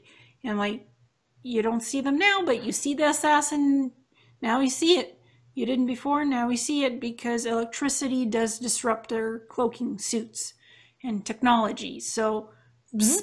Although it's interesting when they're cloaked like that. This happened to me only one time. I was walking through a graveyard, actually, and it wasn't like a ghost or anything. It was a cloaked asset. And when you get like really close, like you're about to bump into them, even though your eyes can't see them, you go like this. Because your other senses, it's not, you don't just have vision. You have other senses, including your sixth sense, your psychic sense. Yeah. I've noticed that once you get like super, super close to one of those, your body will go like that, and you almost get frightened of nothing. And you know what I mean? But your body will sense it. That happened to me once. But I really hope at some point I can come out to BC and we'll use the buddy system, call them down. I think that'd be great. Have a face-to-face conversation with them and just be like, the answer is no, like enough's enough. And that goes for both of us. Yeah. Right now they're teasing me. They're like, here we are in the TR3B or something else more advanced. And I'm taking pictures. And the only reason why I'm taking pictures is just as evidence that they're buzzing around town. I'm not impressed by them. I've seen all kinds of ships. I've seen living ET ships. I've seen secret space program higher up ships, lower MIC, SSP. I've seen them all. So for me, I'm like, yeah, well, it's a picture, whatever. I know you're there and you're watching me, and they know that I know that we know that I'm aware, and we're all aware. Yeah, it's like, it's the cycle. So, but I don't let them take me, abduct me, transport me somewhere. Yeah, Aaron gave me some information. It was just a telepathic thing, and I don't want it. I'm not going to let him give me more, because it's like, it's a hook. It's like reeling a fish in with a teaser, a hook. You reel them in and you get them. You got them now. Because then he might feel like you owe him if he keeps giving you things. You know, it's like someone who keeps giving you something. At first, it seems like generosity, but then after a while, you Mhm. kind of feel like you're in their debt. You know, they're like, how can I repay you, kind of thing. You know? Yeah, and it's just a lure. It's just that fishing lure to try and reel me in to come back in. Yeah, it's a different group, SSP group, but it's still a group that is classified. So Yeah. I've taken the pictures. People don't even believe me that it's TR3B. They think it's a light show. That I've gone into Photoshop and that I've drawn a triangle, or that I've done light photography. It's not. It's Hmm. not any of those things. It's not those two things. I go, they telepathically contact me. We're here. We're buzzing around, hovering above your house. Want to see at 6 o'clock, 7 o'clock, 8 p.m., 1 a.m., whatever. I go out with the camera and same old thing every time. Take a picture. I take a picture every time, and I add it to my database of evidence that they've been around town again. Same old crap happening every night. You got to So, think though. This is the first lifetime where we've had the ability to actually report this and share this. Because you know, even if this was happening 100 years ago, um, maybe you could write a book, maybe, and you'd have to label it as sci-fi. You couldn't yeah. even, you know, because of the programming back then, and everyone was like really conservative and suppressed. People are waking up now. This is trickling out, and this is the first time where we are able to break the cycle just by having conversations like this. We're actually able to report it, get it out there, and yeah, I think this is the first lifetime we've been able to do this. So Mhm. hopefully that is breaking the cycle. Well, and it looks like a light photography thing. It's a triangle of light. It's because they have advanced hyperdrive systems. So my camera interprets it as the hyperdrive system, whatever they're using, that's what it photographs. Yeah, it's the Um, voltage. It's the actual, like, you got to know what you're looking at. And it's like the lifter experiment with the floating triangle people can make in their garage. They can make like almost like a tinfoil triangle. You put these rods in it. It's a home experiment you can watch on YouTube, and you basically put enough voltage in this metal triangle, and people have done this in their garages, and it lifts up. Okay, and that's like something you can do in your garage. Now imagine if you had like $1 trillion, $1 billion, whatever budget. That transfers over to what the TR3B is, and but what your camera is actually capturing, it's the voltage, because these things are like lifting up off the ground. That's how anti-grav works. They have so much voltage that they're lifting up, just like the lifter experiment that you can look up on YouTube. It's the same principle, yeah, and that's what your camera is capturing, is the voltage. yeah, because it's anti-gravity technology, anti-gravitics that's running on plasma, crystal technology, and other things, gold, mercury. So it's running on elements. So Hmm. it's interesting that my camera picks it up this way. I don't have the latest greatest camera. You know, I can't zoom in, like I only have 85 millimeter lens. I can't go zoom in 2000 millimeters and get a really good shot of this thing. I do the best I can, and I make it into a PowerPoint. Then I make it into a video of these images that I took so people could see the images switch up and a whole album full of this stuff. And I end up redoing this over and over again because I get more of these pictures of these craft. Every time it could look like a yellow TR3B, it could look like a blue green TR3B, it could be purely silver with blue or white. They come in all kinds of shapes and colors. It's not just one type of TR3B that I've noticed. Yeah. There are different kinds of them.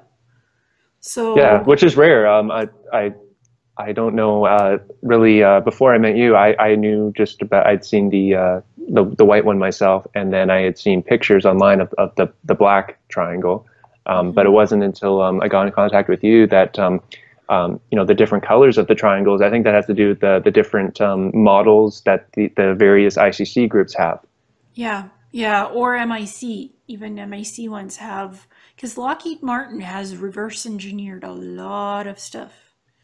And Douglas MacDonald, Hmm. A lot of stuff, even Boeing has done stuff too that that's Yeah. amazing with rocketry and stuff. So, and these are ICC contractors, Interplanetary Hmm. Corporate Conglomerate. So they have access to reverse engineer alien technology, alien craft, and build out their own, making their own schematics because they're just so good at it now. And you Yeah. had a TR3B experience where you were on a craft. I remember you wanted to talk about that a Uh, little. oh yeah. Do you mean like oh, like in the Arctic? Do you mean Yeah, or and you okay? also had one with James Casbolt. Oh right, yes, okay, that. Yeah, this is one of my memories of actually being in the TR3B when we picked up James, and this is again, this is the smaller white TR3B, and so it had the cockpit, and you had two pilots, and they had that plexiglass screen in front of them, and it was all lit up in that. And I saw on the screen the footage of James standing, below. So I saw it on the screen, so I knew he was there at first. And then I actually, because I'm a remote viewer, I remote viewed down and saw him, and he was standing talking on a cell phone. And he looked up and he saw the craft, and he was not surprised. It was almost like he knew he was going to be picked up. He was waiting for it, and he was on his phone, and then he just turns it off and says, "Yep, they're here now." And then the flashback skips ahead. I don't know how he got in the craft, by the way. It just skips ahead, and all of a sudden, because we're sitting, and it's like a roller coaster seat, and they fold out from behind the pilots. They fold out from the wall, and there was four folded down on my side, and I was sitting on the end, and I had two seats in the middle that were empty, and then he was closest to the pilots, and I was at the end, and then on in front of me there were three guys in their seats, and yeah, so we're just kind of strapped in. I just remember kind of looking over and him being in there, and then it skips ahead again when we landed at the LOC, and the three people that I was with, we were recruits. This must have been in 2008, 2009. So we were recruits, and we were being brought to LOC for orientation. So James was just getting picked up. It was a part of a transport, like almost like carpooling. Yeah. He needed to go to LOC at the same time that they were picking up some recruits. So he happened to be on the flight. He was what he was doing wasn't related to what we were doing at all. I didn't talk to him or anything like that. No one really speaks unless spoken to anyway. That's what I've noticed. Like, there's not a lot of chit chat, especially at that stage. I'm pretty sure that they had given us scopolamine or some kind of drug to keep us calm, and very complacent. And so yeah, you're kind of like in zombie mode. And we got shown off the Tier 3B, and I just remember kind of walking out and kind of disoriented because the oxygen is thin even at the LC base. I know there's a difference in the oxygen, definitely. If it was like being at high altitude, even in the base. And so I was just kind of like woozy, a little out of it, trying to walk. And we're being shown down this corridor. And I just remember at the last second turning and seeing him standing with the two pilots. And he just has like his arms crossed and is just kind of like chit-chatting. And at that point, he had been given a jumpsuit at that point, zipped up over his clothes. And he's just standing there with the pilots, like real casual body language, just chit-chatting, like killing time, like waiting and like for the next flight out kind of thing. And like this all happened within like a split second. I just saw him. Then I got shown down a corridor, and there were already other recruits there waiting. Probably at that, like, it gets fuzzy there, but there was like 20 of us. And so me and the three others joined up in the corridor where they were just standing like zombies, just waiting and in the corridor, and then that's where the memory ends. And the LOC is Lunar Operations Command on the moon. Do you remember, like, you've had a few visitations to the LOC from what I understand, right? Yeah, the base I remember was in a crater, and it had a dome, a little dome that inside the crater that you could, when you were inside, you could look out of, but you couldn't see into. It looked like the lunar surface from the top view, but when you're inside, you could look out of it like glass. So that's not that's the Solar Warden base. It's not the Nachwaffen Fourth Reich base that looks like the Pentagon. It wasn't that base. It was what I refer to as the LOC, which to me is the Solar Warden base, which is much smaller, and it's just in that crater, it's a little dome in the crater. Yeah, what I remember when I was on the LOC, because I had a few different missions on the moon in the ICC bases, because they do have a few on the dark side of the moon. They have ICC bases. So I remember LOC as being these dome-shaped facilities, like 3 of them, with long corridors connecting the 3 domes together. And they were grayish white, and they had some kind of a plexiglass shielding for windows. And I remember there's more of them behind those 3 domes. They had like 38 levels, and also underground base facilities for the military SSP type. So I remember domes as well on the lunar surface and in a crater. So that's similar to you. I don't know if that was Solar Warden or what. I just remember it as Lunar Operations Command, and a lot of long corridors, grayish white type of facilities inside these domes. Yeah, it seems to be that the ICC bases are they're all on Mars, and the Solar Warden being like air traffic control kind of, and also protecting the airspace, especially around Earth. It's like you go to the LOC first, and you kind of have like a layover there, Yeah. and then if you're an ICC asset, then you're going to continue on to Mars. But a lot of the Solar Warden people are stationed on the moon and are patrolling the airspace between the moon and Earth, and you know what I mean. So Yeah. it has to do with the job. Like if you're a Solar Warden asset, then you're patrolling airspace, and if you're an intuitive empath like myself, you also are present for a lot of the ET human delegations that happen at the LOC. Like in those domes, they'll have delegations. Yes. Or you might be on one of the space stations hovering between the moon and Venus, which is covered up by the moon as it goes around it. There's a space station on the dark side of the moon. Yep. Between the Earth and Venus, and a lot of the delegations are held there. Exactly, because I remember participating in meetings where the human-looking ETs wouldn't let the SSP personnel come in unless you looked like the ET, genetically, physically looked like the ET, so they would change my genetic structure, my genome and my DNA, to look like the humanoid-looking ETs, because I had a knack for languages. I was a linguistic specialist for many years. That was one of the jobs. And I'd go into these conference meetings between the humanoid-looking ETs, and they needed a linguist to represent the SSP. So they'd stick me in, and I would be the representative in that meeting and acting as the linguist. At the same time, doing 2 jobs, doing the negotiation and doing the linguist work. And that's actually the difference between a linguist and the empath. The empath is a neutral observer, like a spotter, that is watching the linguist or watching the delegation talk, okay? And it's like my job was just to be the neutral observer to see if anyone was lying. Basically, it was really to see check if they were lying, because ETs are notorious for lying. They're pathological liars.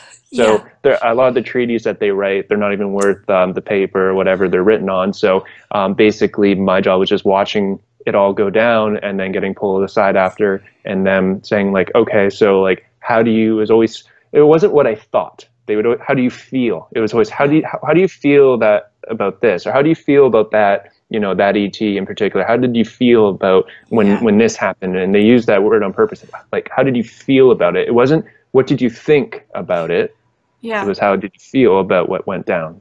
What was the situation exactly? They had me double up as both as the negotiator for headlining that meeting and being the linguist, pulling two jobs at the same time, and kind of spying on them as well to like, what are they? Who are they? What are they doing here?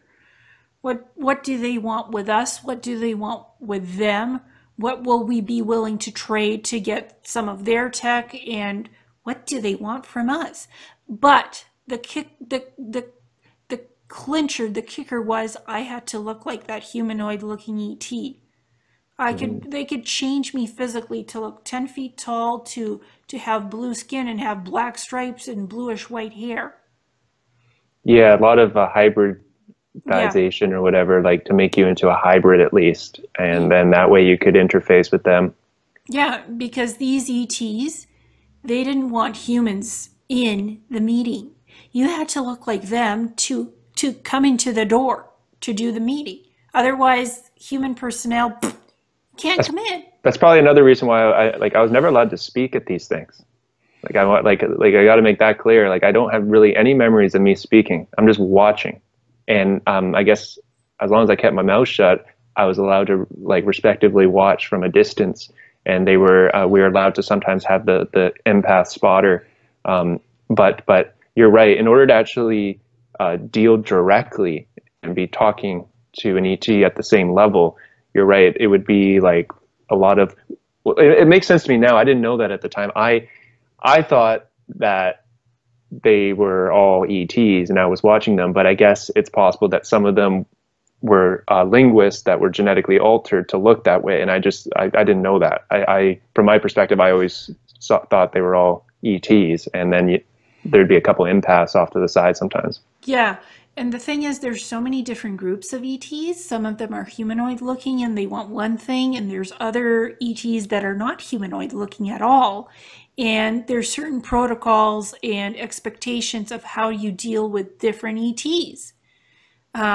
One group might request, hey, if your negotiator slash linguist empath is coming in, they need to look like us, or else no deal. You're disrespecting us. We don't want to talk to you because we said this as the protocol, as the expectation, and we must get that.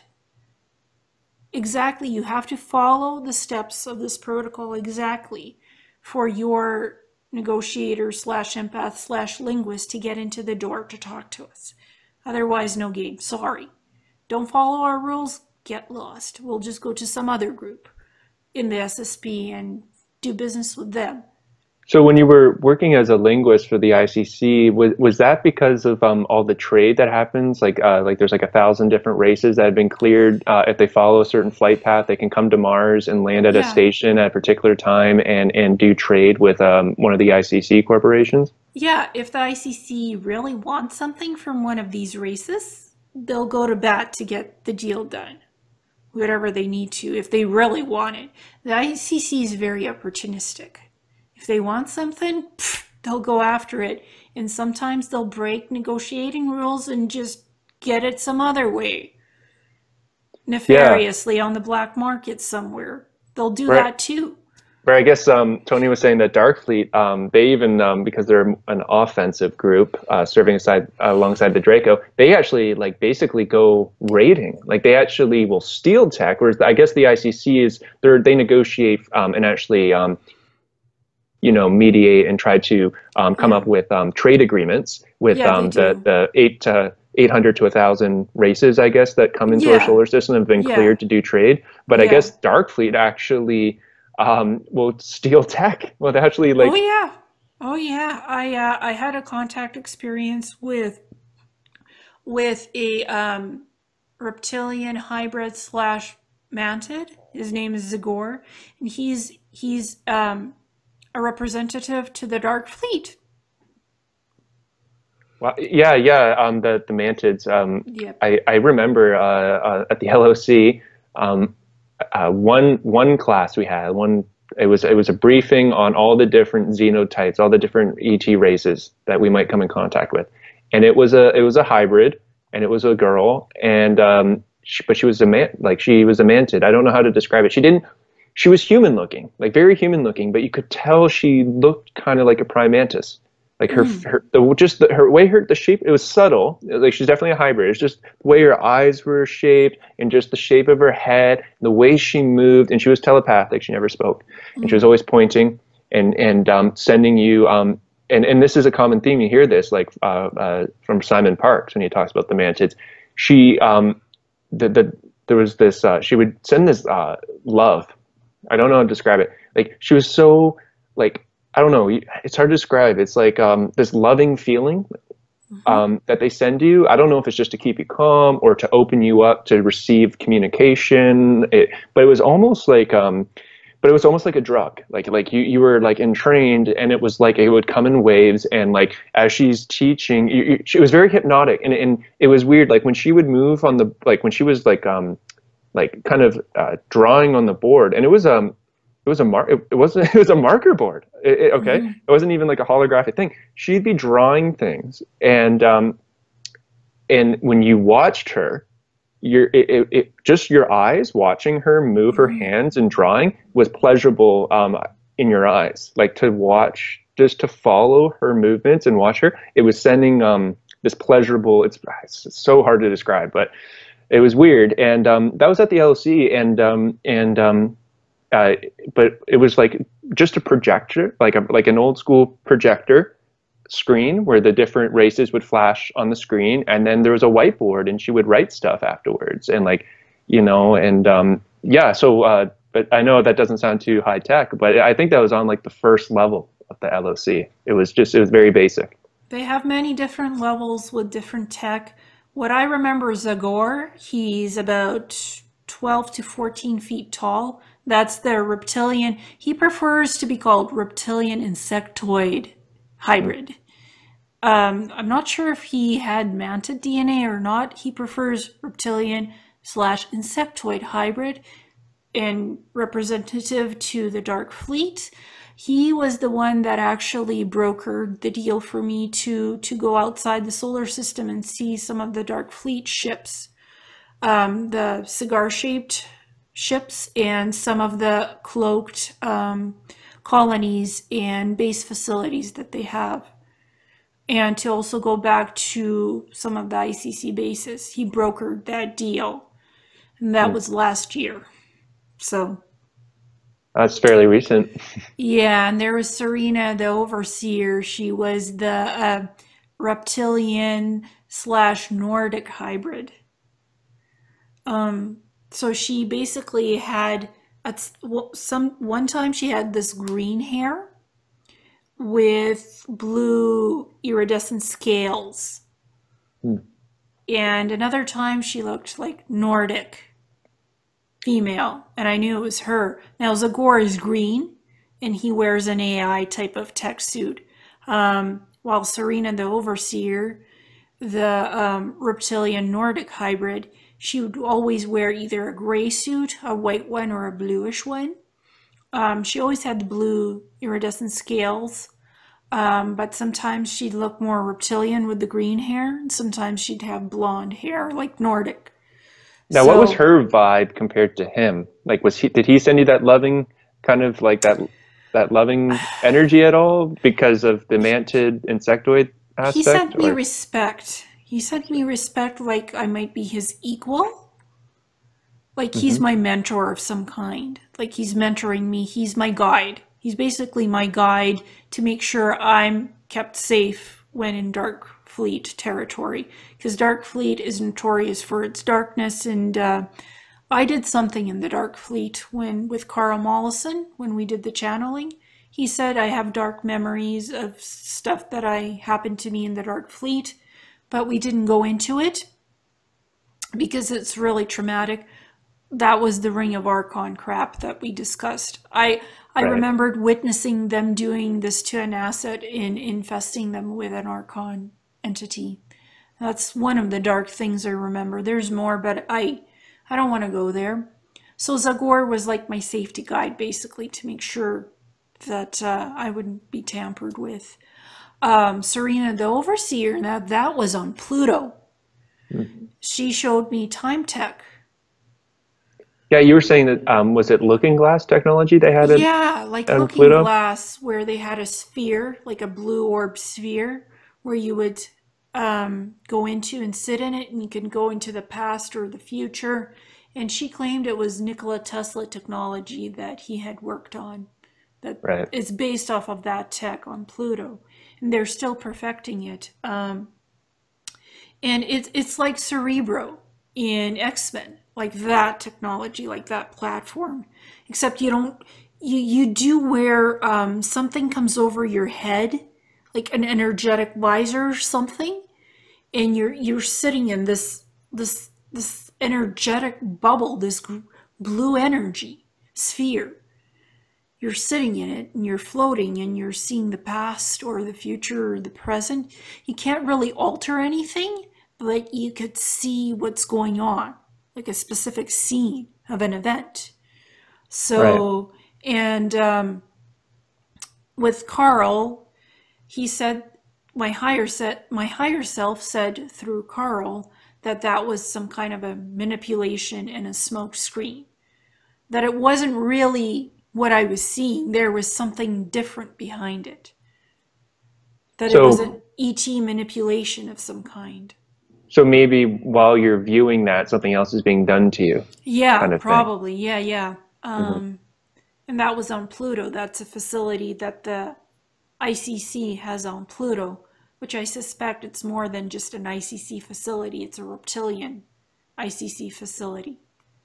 Yeah. And Zagor and Serena, they never hid the fact that they were ETs and that they're not of the best positive persuasion. They never hid that from me.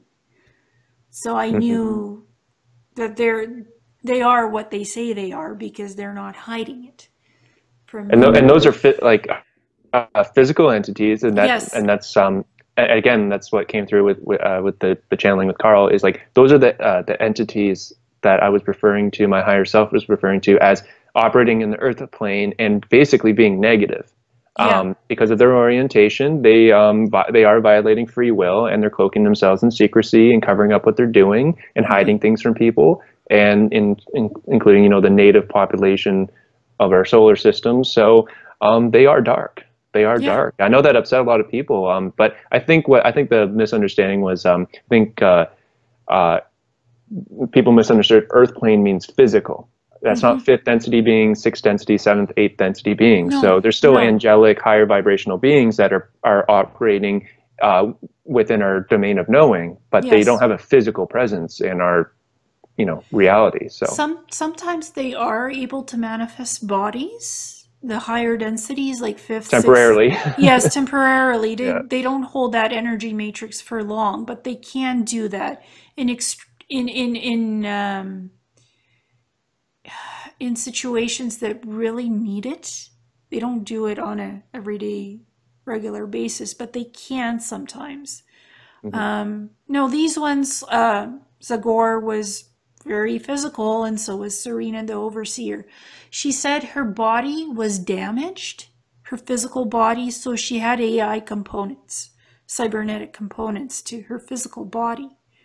And she was blind. She said she couldn't see anything, that she was using her higher senses to Hmm. see. She could see everything energetically, but she didn't have normal eyes. She had blue glowing eyes. I could tell they weren't normal eyes. That she still could see, that she was amplifying her psychic abilities to see through blind eyes, through deep blue eyes.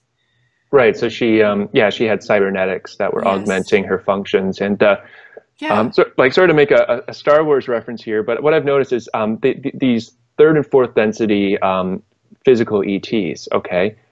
This gets into the whole transhumanism thing, and it is like the Sith. There's this theme where like Darth Vader is kind of like as he progressively lives longer and longer and stages off death, because that's the thing with the Sith. They artificially keep themselves alive through transhumanism. You'll notice that they slowly lose more of their parts, like not just their humanity, but they lose their parts. So their eyes go, they're like they get their arm chopped off and they get a cybernetic arm, and they literally become cyborgs. And it's transhumanism, life extension. They don't want to die, so they're clinging desperately to life like a disease almost, and they basically eventually become robots. Like they literally like General Grievous at the end, where you know, he's basically just a brain and a heart inside this like mechanical being, and is not even anything close to what he was originally was. And it's just strange how that seems to be a common theme with these ETs, these physical ETs that have these lifespans that are for thousands of years. They're keeping themselves alive through transhumanism, which opens them up obviously to the AI at that point, because they're more machine than organic being at that point. Exactly, and the Interplanetary Corporate Conglomerate on the ICC Mars bases, they have the cybernetic labs where they take human body parts and they splice it with cybernetic tech. And you have yourself a cyborg with soul transfer available at any time. Except you don't get to live out your life. You're put in the service. You're a slave. Yeah. Yeah, and I guess ETs, they buy that technology up. Like they want the cybernetic technology to like you know, have cybernetic eyes when their eyes go, kind of thing.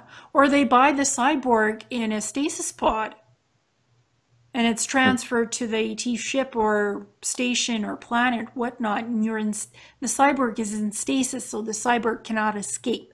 It's in a stasis pod, medical stasis pod. Right. So it's horrible. It's like it's meat labs attached to the Mars bases, basically. And it's specifically ICC bases that they do it at. They don't do that at Solar Warden. Yeah, Solar Warden is like it's the space navy. It's still run like the Navy, very much so. And it's people in jumpsuits. It has nothing to do with the super soldier cyborg stuff like that. That's the Fourth Reich and the ICC. Yep. Like that's a level of tech and on like a level of magnitude that is totally different than just patrolling airspace and having a bunch of basically mind-controlled Navy and Air Force guys that are just protecting the solar system, protecting the Earth's you know, airspace from interlopers, because that's the job. Is like you meet with the delegations. And you protect against interlopers, because a lot of ETs that haven't been cleared to do trade with the ICC, they will try to sneak into our solar system, and they'll steal people, they'll steal minerals, they'll steal water. Yeah. And I gotta say, we're two good-looking people. Well, yeah. Everyone in the SSP was very. I don't know. Good in terms of being good looking, it's subjective, but very fit, and but they really do pay attention to your genetics. People, like, I get what you mean, like good looking people, as in strong genetics. They look at that very closely, your genetics, and they usually trace your lineage to you know, whatever faction they feel. And for me, it was stereotypical blonde, blue, green-eyed, because this ain't my normal hair color. I have brown, mousy hair, but I have the habit of dyeing it blonde, and I have greenish blue eyes. So, because my soul aspect is Andromedan Pleiadian hybrid, so I remember that's my genetic ET lineage. That's my soul aspect in this human body. It's ET based. It's not human based. Yeah, like when I look at your genetics, you look very Andromedan Pleiadian. Like that would be your two most prevalent DNA starseed DNA types. You'd be a Pleiadian Andromedan person, and some Lyran in there too. You got some feline. Love cats. Yeah, which is actually the Pleiadian Lyran Pleiadian connection there. But no, I did notice that. Although I have to say, Solar Warden it was mixed nationalities. There were people from Italy, there were people from the Middle East, there were people from Africa, India, Asia. So it was mixed. It was mixed. Whereas the Dark Fleet was the typical, you know, Aryan thing going on still, super soldier Aryan, Superman. But you see but that's a totally different belief structure they have. So. Exactly. And the ICC had mixtures too. They had Canadian, they had US, they had Russia, they had specific countries that they wanted. I think there's Israel in there. So they had specific countries that had this sort of belief system or bent. It's hard to describe it, but they had specific countries that they wanted people from in the ICC. There's Mhm. Germans there too, but they weren't predominant. I noticed a lot of US people. Yeah, That was a lot interesting. of Americans, Canadians. Canadians, Australians. Yes. Yeah, Yeah. yeah. Yeah. Definitely. So it's quite interesting. And these groups are different mindsets. And what's on this point, what's interesting too is I guess Kruger, which is it's a Fourth Reich ICC group. It's not Hmm. Dark Fleet. It's a separate entity. I guess Kruger, Gabriel Kruger, dropped the whole Superman anti-Semitic thing, and he signed Anthony Zender, who's of mixed race, and a lot of people that have reached out to me who are African have Dark Fleet Nazi memories, as strange as that sounds. And I suspect that's the Kruger faction, because that faction dropped the whole white Aryan thing, Yeah. and they are trying to be more competitive, I guess. And yeah, Paul Sarin, Monarch Solutions. Not sure which that group belongs to. Which yeah, SSP group it's a trainer for, but they sure like to get their blondes in with to open natural Stargateway portals. I don't know what's up with that. They hmm, just like beautiful blonde women to time travel and to open Stargateway portals, the natural ones. Get the woman to come in with her psionic abilities to open a natural portal and to train you to continue opening one and go from point A to B. yeah. To use your natural abilities instead of the tech. That's Monarch Solutions because I was in Monarch Mm. Solutions. So, and that was Earth training. That was on Earth to prep me for the quantum time leap SSP stuff. Because you're almost like prepped before you go into the SSP. Some other group gets you on Earth to prep you for all of what's coming. Yeah, yeah, and even past lives, like I was saying, where if you have memories of, being in like the Civil War or something, okay, Mm-hmm. that's one of your past lives. That's usually a sign that they will groom you to serve the government and join the military, even in the past, so that actually preps you for this lifetime. Like if you were a Civil War officer, that died during that time era, then that means that like when you reincarnate, let's say in the 80s and 90s, you still carry, that within you, that memory of like being in the military. I was in the Civil Mm-hmm. War, I was an officer or whatever, and it actually grooms you for this lifetime, so that you can kind of just jump right back into it because you're kind of reliving the past. Yeah. I remember being a ET warrior guardian and defusing a bomb on some war-torn planet, having a shield around me. They were still fighting and warring, but there was a shield around me so they couldn't kill me, and I was defusing a bomb. They couldn't Yeah. kill me. I had the expertise to defuse a bomb. I was a guardian, warrior guardian. So I remember that. I defused the bomb and I teleported out of that planet. And they were left to war, to continue to war. I was just sent in there to defuse the bomb so it wouldn't destroy one of their central planetary cities on the planet, because it was Yeah. some kind of an important trading city on See, that and planet. those kind of memories with all that exotic tech, that's definitely a sign of like the ICC, you know, Yeah. because I find there's kind of like this divide where you got like the MIC, the lower level, and then you got Solar Warden, and it's pretty much like what you see in Stargate, like that kind of level of tech, not too advanced, but still, somewhat futuristic, but it's still Hmm. within the realm of like what I would consider yeah, like what kind of like what people think we might have, right? And then the ICC and Darkfleet is just so advanced, it's actually hard to imagine. So that to the point where like when you're talking about having force fields around you and you're being teleported to a different location, it's just so advanced that it's hard, like it's almost hard to imagine that we Well, have that level of tech. Yeah, and there's higher than the Interplanetary Corporate Conglomerate and the Dark Fleet, there's the Time Corporations. They're higher than any of these SSP groups. They're the ones that are quietly in the shadows that take care of the time travel stuff. Yeah, the chrono oligarchy, or Yeah. if I'm pronouncing that right, Alfred Weber has done a really good job of trying to bring forward this idea that at the highest level we are dealing with these chrono pirates or like chrono this or like the Time Corporation. The Time Corporation is really what's because they have the ability to move back and forth in time. Yeah. They're the ones that's the hidden hand, and they're Yeah. all the other factions are just kind of like caught in our current times, so we're kind Yeah. of limited, you know. Yeah. And they have a department of being the time police. That's one of the departments. And the other department is giving out the technology to the SSP groups.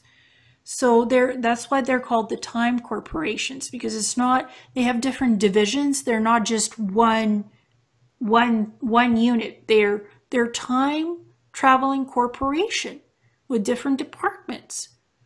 Hmm. And what did Monarch Solutions do? Time travel training. Right. So Yeah. what sort of goes around comes around, and it's interchangeable. I did want to hear your experience about the Arctic TR3B. Yeah, that's just that's fairly short memory. It's just flying over. I thought it was a sinkhole, but then, like I said, when you show me that it was actually the mining, they had mined down all the way down. It went like it lowers down in, and then there's the side chamber cut out, and I'm a nervous flyer. I'm not a good flyer, so in these flashbacks where I'm in the TR3B, I'm sitting in the seat, and I'm because and that level of craft, you do feel the inertia. So you know, lowers down, so you get that like that roller coaster feeling, and then it starts to fly into this side chamber, but it's so there's not a lot of room, like it's really narrow, and I get this nervous claustrophobic feeling like we're gonna hit the sides, like there's like a couple feet on each side, and it was very narrow, and it just fit in, and it was going in, and I just had this nervous feeling that we're gonna hit the sides, or you know what I mean. And then usually when I find that's usually where my flashback will end, where my anxiety level shoots up, and then that's when I freeze, and then that's usually where it ends. But it's starting to come back that a lot of my memories is flying around the Arctic at night, and actually I have this one memory where we actually landed. It's one of the rare times where we actually set down, and there was this slope, and you know, like snow, ice, and snow, and there's this slope, and there's actually like a forest, like pine trees and that. And it was like this forest, and it was at night, and we had night vision goggles on, so my perspective is with the night vision. And as strange as this sounds, there was a family of Sasquatch, which I actually understand to be eighth dimensional, multidimensional beings that temporarily, that consciousness, that eighth dimensional consciousness, when it visits our planet, it chooses that Sasquatch body as like a spacesuit, and so it can exist in raw nature. And it's like an ape humanoid Kind of, being. yeah. Well, it does look a lot like the giant Pithecus, but it kind of more human-looking face, but hair all over its body, and you know, like 8 feet tall. And what it was I had the night vision on, and we're standing on the top of the slope, and down in the okay, you got the trees, and there are 3 of them standing like out in the open. But with the night vision, their eyes are glowing, which was really freaky to see a giant ape thing standing there with glowing eyes. That's just how it showed up in the night vision. Okay. But as I peer down, I realized that there's 2 more in the bush. And so 3 were visible, but there was 2 more in the bush.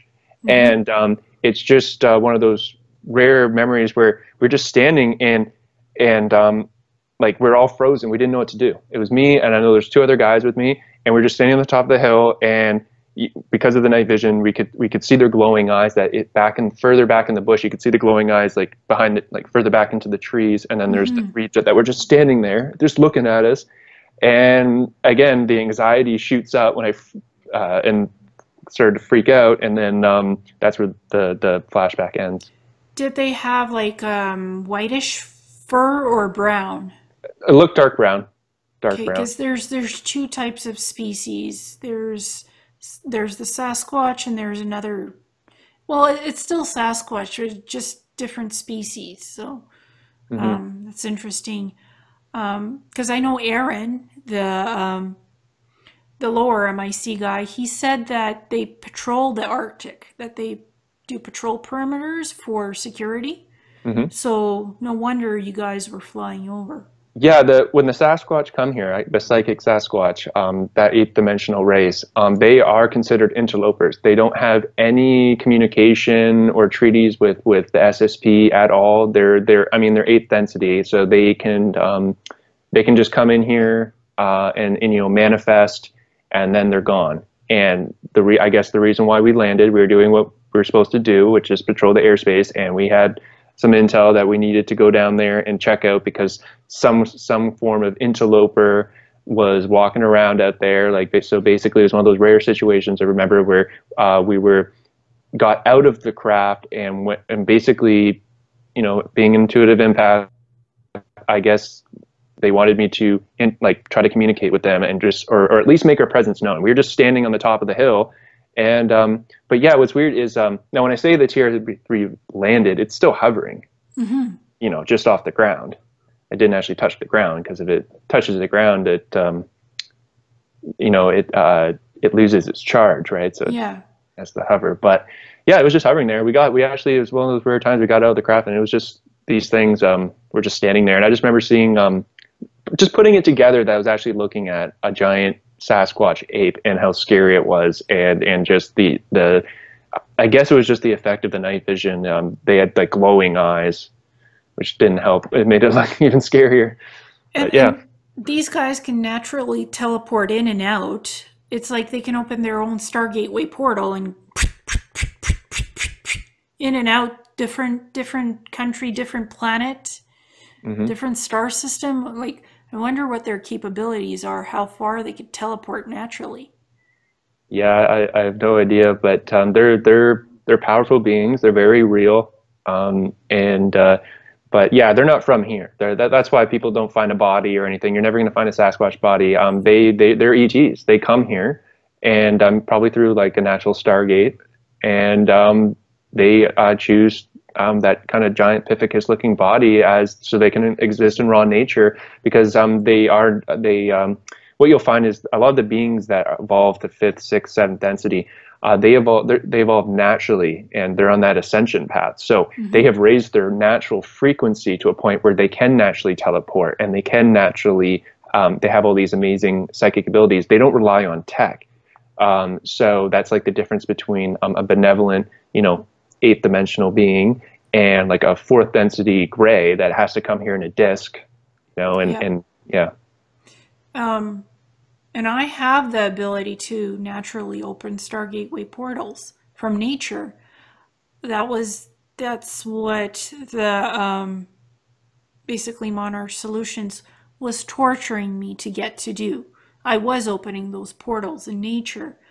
And that actually prepared me. Like, I'm capable of manifesting my light body, my energetic, my soul energy source, my chi, taking that outside my physical body, leaving this meat suit here, while the light body with my soul essence goes out there and does its business on other planets and Yeah, you said dimensions. you can bilocate. Like you were, Bilocate, yeah. yeah. I'm not taking this meat suit with me. I'm taking the energetic light body essence of my soul with all of my memories intact while this human body rests, sleeps, meditates, whatnot, with some limited form consciousness of the humanity left here. So this body does not die while the rest of my soul is out there in the light body. And it's either Right. blue or yellowish white. There's a form essence of a blonde human female. still in that light body. I'm not invisible. I don't choose to be invisible. People can see, like, if I'm hovering somewhere outside a spaceship, I'm like, hi, hi. They can see me because Yeah. it's a light body that's, it's not a body, but it resembles a body, a shape, an outer shape of a body. That's how I imagine like fifth density light Yeah, beings. Like yeah, when, yeah, that's what I imagine. Yeah. yeah, because I'm semi-corporeal. Let's just put it that way. Not totally corporeal, semi-corporeal. That's the easiest way to put it, to understand it. And I don't consider myself a starseed, a wanderer. I call myself the star traveler because I've had a lot of human lifetimes, I've had ET lifetimes, and everything in between. So for me, I just say star traveler. You've been around town so many times in so many planets, universes, dimensions. You're the star traveler because you travel. Right. That's Yeah, my yeah. that's my special definition for it, the star traveler. And a lot of people, they actually were on fifth density, and they decided to come here. They wanted to have a human experience. They decided they chose to forget who they were, and they wanted to redo the ascension path back up to fifth density once again. They wanted to redo the ascension path. A lot of volunteer starseed souls were actually fifth density beings Mm-hmm. um, that come back here, and that's why the SSB are so interested in people like that, because we're not third density beings. We're actually like a fifth dimensional being or sixth dimensional being that has fallen, back into time, out of eternity, if you will, back into time, and forgotten who we are on some level. But we still have those like higher dimensional abilities, like bilocating and channeling Yep. energy, and Remote yeah, viewing, remote viewing. Yeah. energetic healing, psychic healing of ourselves and others on some components. Um, Mind reading, mind thought, telepathies, all that stuff. Hmm. Altering the elements, fire, air, earth, water, spirit, being able Yeah. to control the elements and work with them in nature. Um, but I gotta say, I didn't come here out of just wanting to help this planet evolve and ascend, and I came here to get somebody because they got trapped here 2 million years ago, and I came back here to get them. But I had to reincarnate in a human physical body because the natural laws of this star system and Earth, this planet, is that if you need to come and get come and get someone, if you need to do something here, if you're an ET, a higher dimensional positive ET, you have to come in as a human incarnate soul, but you are a ET incarnate soul. You have to live part of your life as a human. Then at some point you remember your mission, what it is, and you start to take on the traits of your original ET soul. And you're an outbound soul. Yeah. ET outbound soul, not a human inbound soul.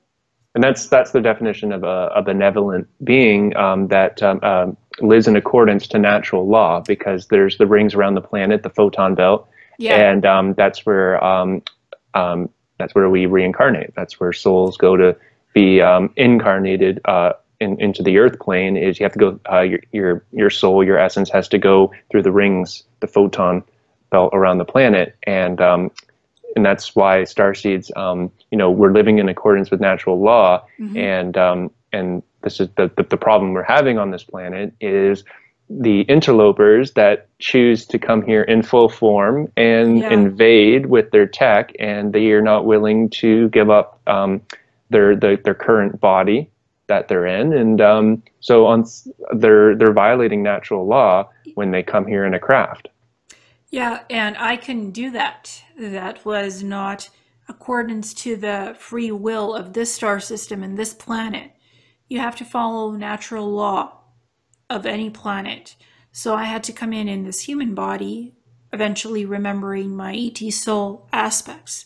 And what I needed to do on this planet was to get somebody who's part of my soul family, who's part of my soulmate, actually is a soulmate, part of my heart, So I came back to help them to actually rescue them because they got trapped. They wanted to see the ascension of Atlantis 2 million years ago, wanted to basically stop the technological ascension that they were doing with the technology and get them to do it instead of genetically altering themselves to do it the natural way. Unfortunately, nobody listened Yeah.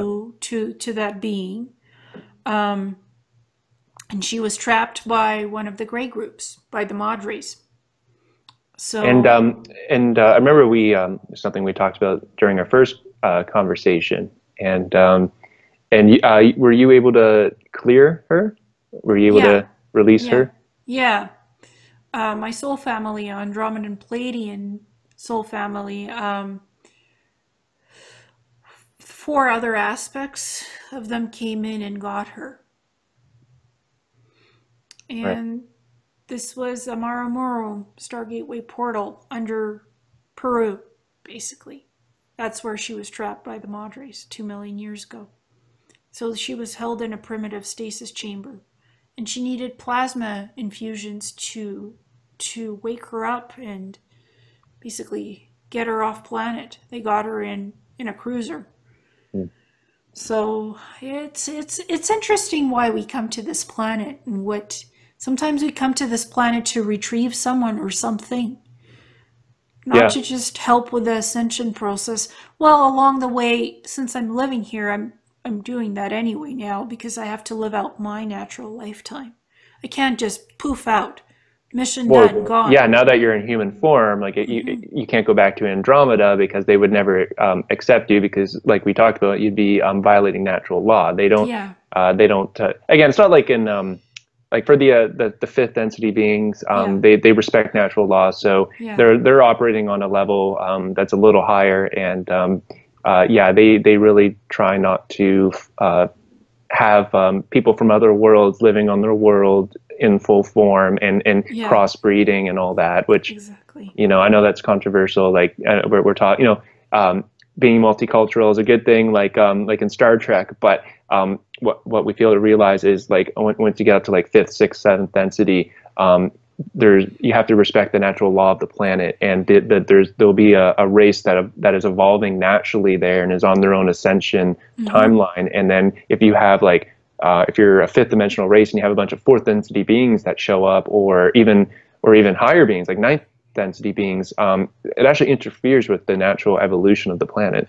Yeah, and it goes back to the example of what is ascension, what is the event. That is your internal self-awareness process.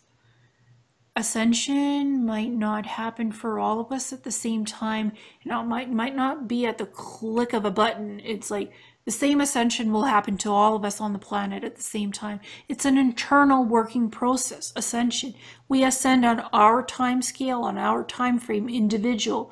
Yes, we do evolve as a species on some level together, but internally we go through an ascension process of our own.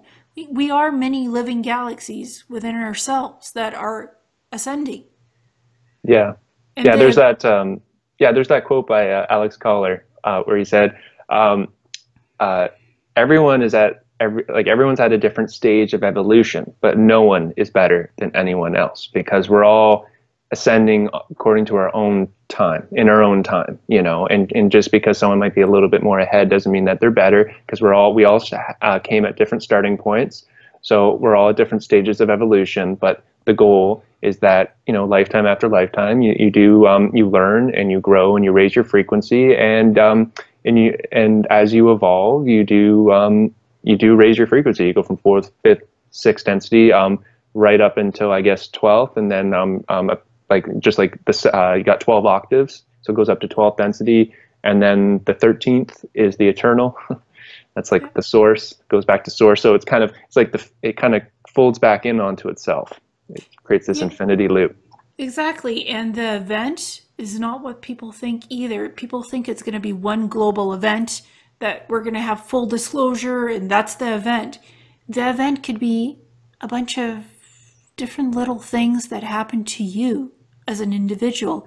And if you keep on looking for the global, the big one, the big kahuna disclosure, you might miss a bunch of other cool little events along the way that help you on your ascension path, that are helping you to learn on your internal ascension.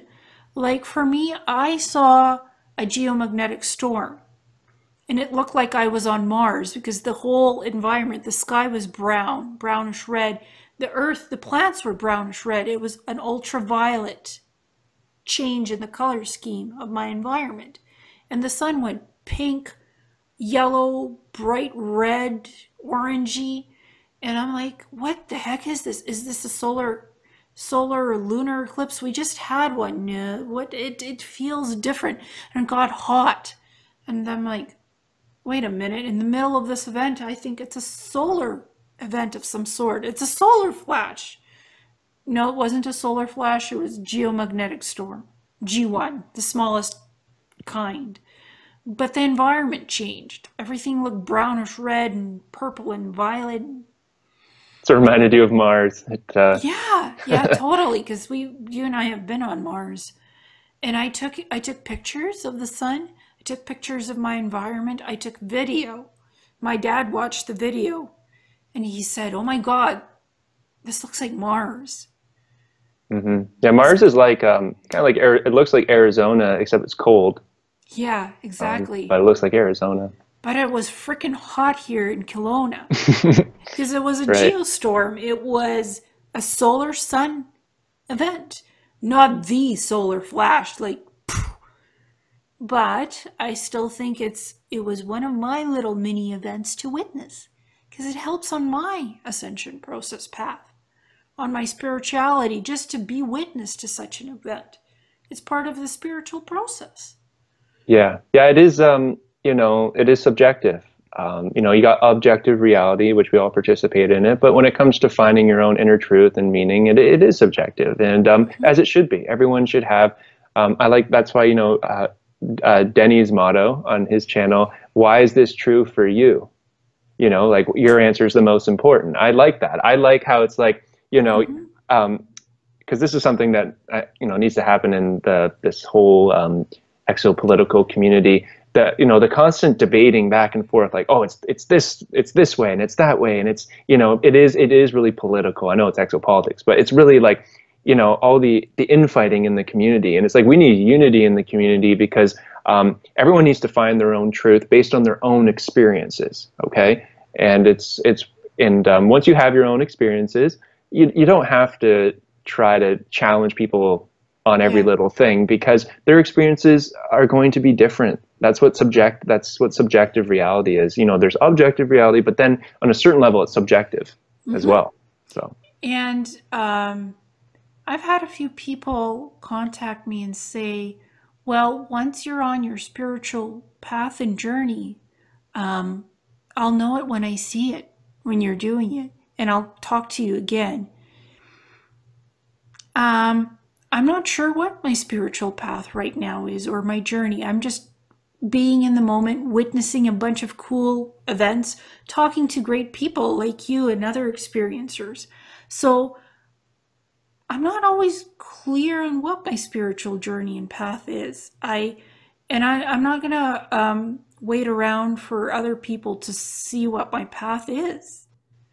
Going back to something you just mentioned about well, I think the whole thing about them, the triangles, like they're flying over, they're doing the flybys. I think they're trying to bait you, but maybe on the same level, I think it is distracting when they're flying over. You're being actively monitored because you're watching the watchers. So it does take up your time, and so it could also just be a bit of a distraction, and so you got to be mindful of that. Yeah. This whole weird move to Kelowna seems like a distraction because it wasn't planned. It wasn't something I was expecting to move. I bilocated to Kelowna a few times, waking up at 5 a.m. in a strange house in a strange place somewhere in the mountains, like at 5, physically waking up here. and seeing this blue house and not knowing where it was. And then 6 months later, we went up to Kelowna with my dad because my dad said, I want to consider moving because your life situation has changed and you're not the same as what you were. So, and then like, we come to this town where there's a mountain, there's this blue house, and that's where I was bilocating. And there was ET involvement in it. So I'm like, I don't think this is just coincidence. Yeah. That's well, it's probably some divine intervention there because you know, you needed to downsize, but you also needed a safe place to go. You know, and I guess Kelowna. I mean, it seemed like it was a safe place to go. I mean, the craft can follow you anywhere, but Yeah. but it's inland. It's inland. In terms of, I'm talking about, like, you know, in terms of natural disasters and that, it is it's a safe zone. It's higher up. I was on lower ground, higher ground. The Yeah. environment is not the same as drier here. It's giving me some breathing issues, so there's fires here. But I'm here. I'm gonna try it out, see what happens, because everything happens for a reason. There's no wrong decision in what we make. Something always happens for a reason. You might not know why. You might feel miserable and cranky and bitchy because I feel like that right now. There's a fire across the mountain from me, so I'm like seeing plumes of smoke and Right. seeing That could ash also and make things drier and the breathing issues right now because of all the yeah, fires that have been happening. Yeah. and hotter too. So I'm thinking geoengineering weather warfare as well because there's just so many fires and it's so hot. It's one of the hottest years on record in 150 years. And in terms of fires as well in BC. It's like half of the province is on fire every day. It doesn't stop. So Right. I'm thinking there's weather modification and weather warfare going on. And there's what happened to flooding in Texas. Here is dry as the Sahara and fiery, and Texas is Yeah. flooding and Yeah. And hurricanes. I think a lot of it is it's a distraction because, Yeah, you know, everyone's so distracted with the wildfires and then what happened in Houston. It's perfect for the media to cover that, and it's a huge distraction because who's talking about what they're doing in Antarctica or like the mining that's going on in the Arctic when everyone's worried about the hurricane and the flooding and then the wildfires. It is a distraction. yeah, And totally. yeah, so, but that's why we do videos like this, just to try to keep people up to date on exopolitics, because, you know, there's the regular surface politics, but we need to Yep. start like looking a little, a little wider, like start looking up a little bit. Exactly. And just before I moved to Kelowna, I stumbled on very interesting disclosure information about energetic weapons, being targeted energetically with energetic weapons, and also weather modification weapons and the Tesla death ray. Mhm. So I actually copied all of that and saved it in PDF and also made a video out of it. So there's no coincidence here. Yeah, it's interesting that technology, I guess, goes hand in hand. The weather modification is also the particle weapon, and Hmm. the for targeting individuals or even entire populations. They almost like microwave people, and they're a massive increase in energy, and people can't handle it. So if they have any kind of pre-existing mental illness or even addiction or something, that they get this increase of energy and they don't know how to handle it, and then it makes people like a lot more prone to having basically relapses and kind of like experiencing some temporary psychosis or something, and basically it makes the crazy people act even crazier. Yeah. But then if you're just a sensitive person, it can just make you feel sick Yeah, and and drained. And you just try to not become that nutcase, that nut job. yeah, I know it kind of almost gets into the tinfoil hat, domain there, but no, they really do. As we know, there's weather modification, HARP, and all that. They can use that technology to look for deposits, underground deposits, for minerals, on water Hmm. underground. for fracking and that. They can use that. It's multifaceted what that technology can do, but it can also target not just a person, but it'll usually be an entire population. It'll be like a town, and they'll Yeah. target that town, and then that people, because we're individuals, everyone reacts a little differently. So Yeah. yeah, And now they're coming out with the 5G for the cell phones and the routers. So people have been contacting me and saying, "Well, what kind of what are you on, 4G, 5G?" Yeah, I have a 5G router, but I've programmed it to 2.5G, mm, which makes it a lot slower for internet and whatnot, but it doesn't affect me as much as a 5G would, which would drive me bonkers because I yeah. literally can sense electromagnetic energy and electricity. It feels like I'm having a heart attack. At the very least, people should not have their Wi-Fi routers in their bedrooms. Oh, no, I don't. Yeah. I don't. So yeah, And yeah. if you can reprogram it, put it on the lowest G you can.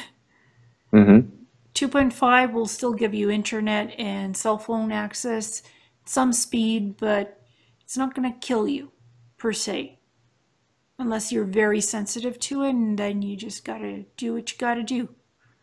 Yeah, I have a smartphone right now. I was doing some dog sitting in that, and so for my little business, I had to have a smartphone so I could check my email regularly and be in contact. But I'm also downsizing, and then in a couple months, I'm moving into a new place that's um, is affordable for me, and Mm-hmm. I'm going to be downgrading. I'm going to get an old flip phone.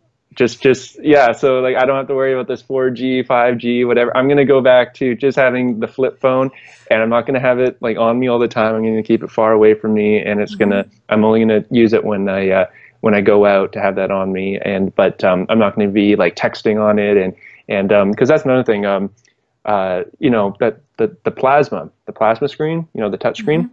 See, we have blood plasma. Okay, we're Yeah. yeah. So that's a silicon-based tech Yeah. with plasma integrated into it. And the reason why people love like the touchscreen is because you actually do interface with it energetically.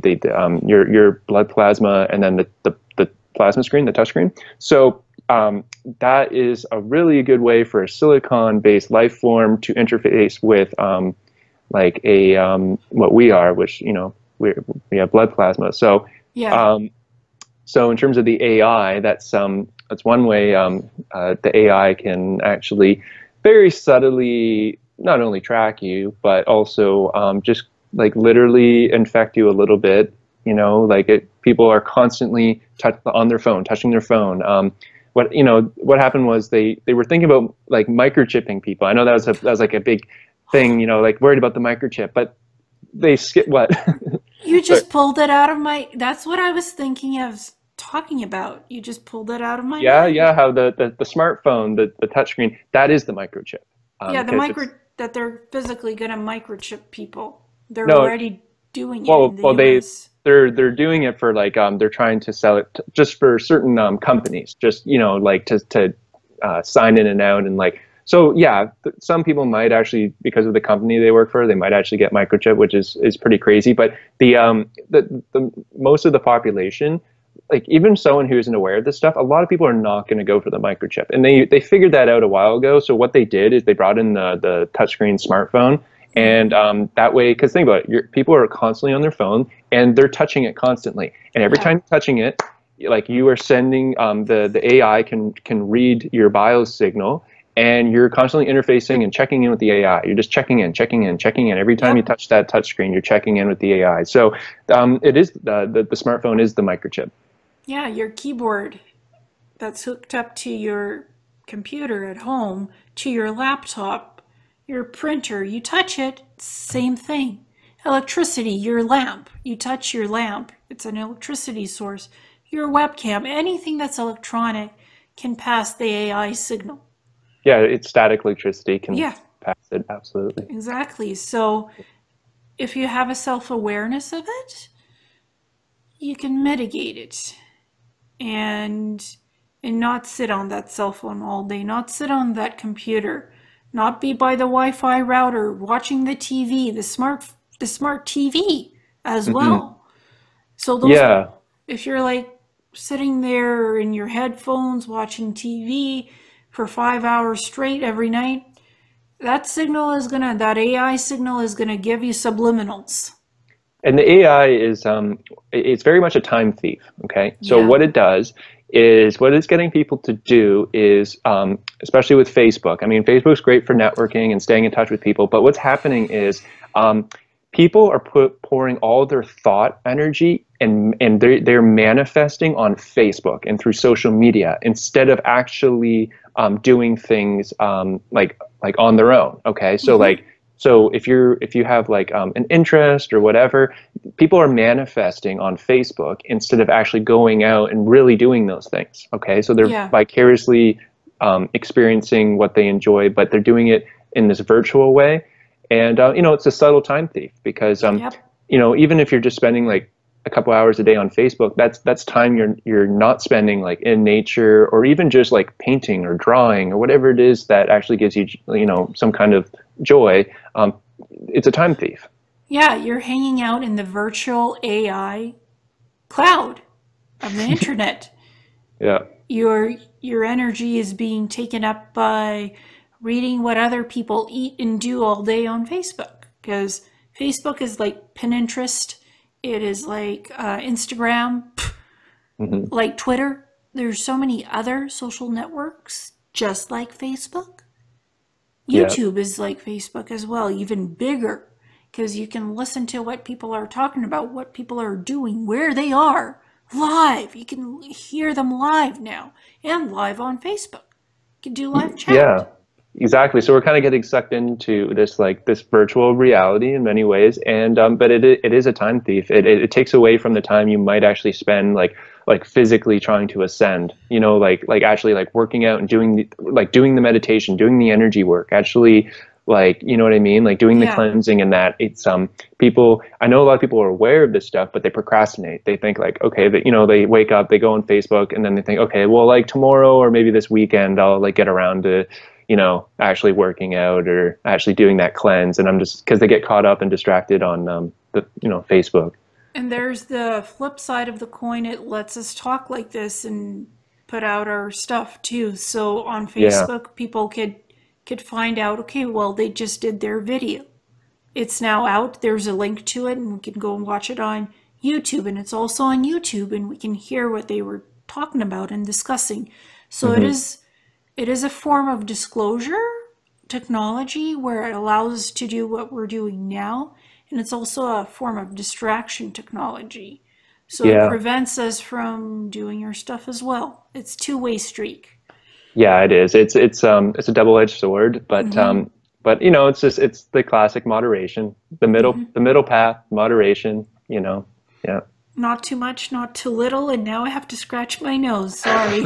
Yeah, actually, I noticed while we were talking, I kept getting this like whenever I'm talking about something I'm not supposed to talk about, I get this like itching in the back of my throat, and my nose really starts getting itchy, but really, it was when we were talking. It was actually when we were talking about the James Casbolt. Sure, like, just when I was going over what he did that got him in trouble, and I was reiterating that. Yeah, it's like I get this like sharp. It's more than a tickle. It's like almost like a pain in the back of my throat that makes me want to like clear my throat or something. But yeah. Anyway, we talked for 3 hours. Yeah, yeah, Yeah, we covered yeah. so much, and I think we did pretty good for what we wanted to discuss. I think we covered it all. And just again, Carl Mollison, great source of information as a healer, as a spiritual person, also as a channeler. He's one of the more genuine ones that I've gotten to work with. And again, the ET agenda goes hand in hand with the SSP agenda. Yeah. Yeah, It and just Carl, does. what's interesting with Carl, his format's actually a little different than most like psychics you go to get a reading or something. He really tries to bring in your higher self. That's what he does. So it's you, it's your deep subconscious coming out through him, and he is just the channel.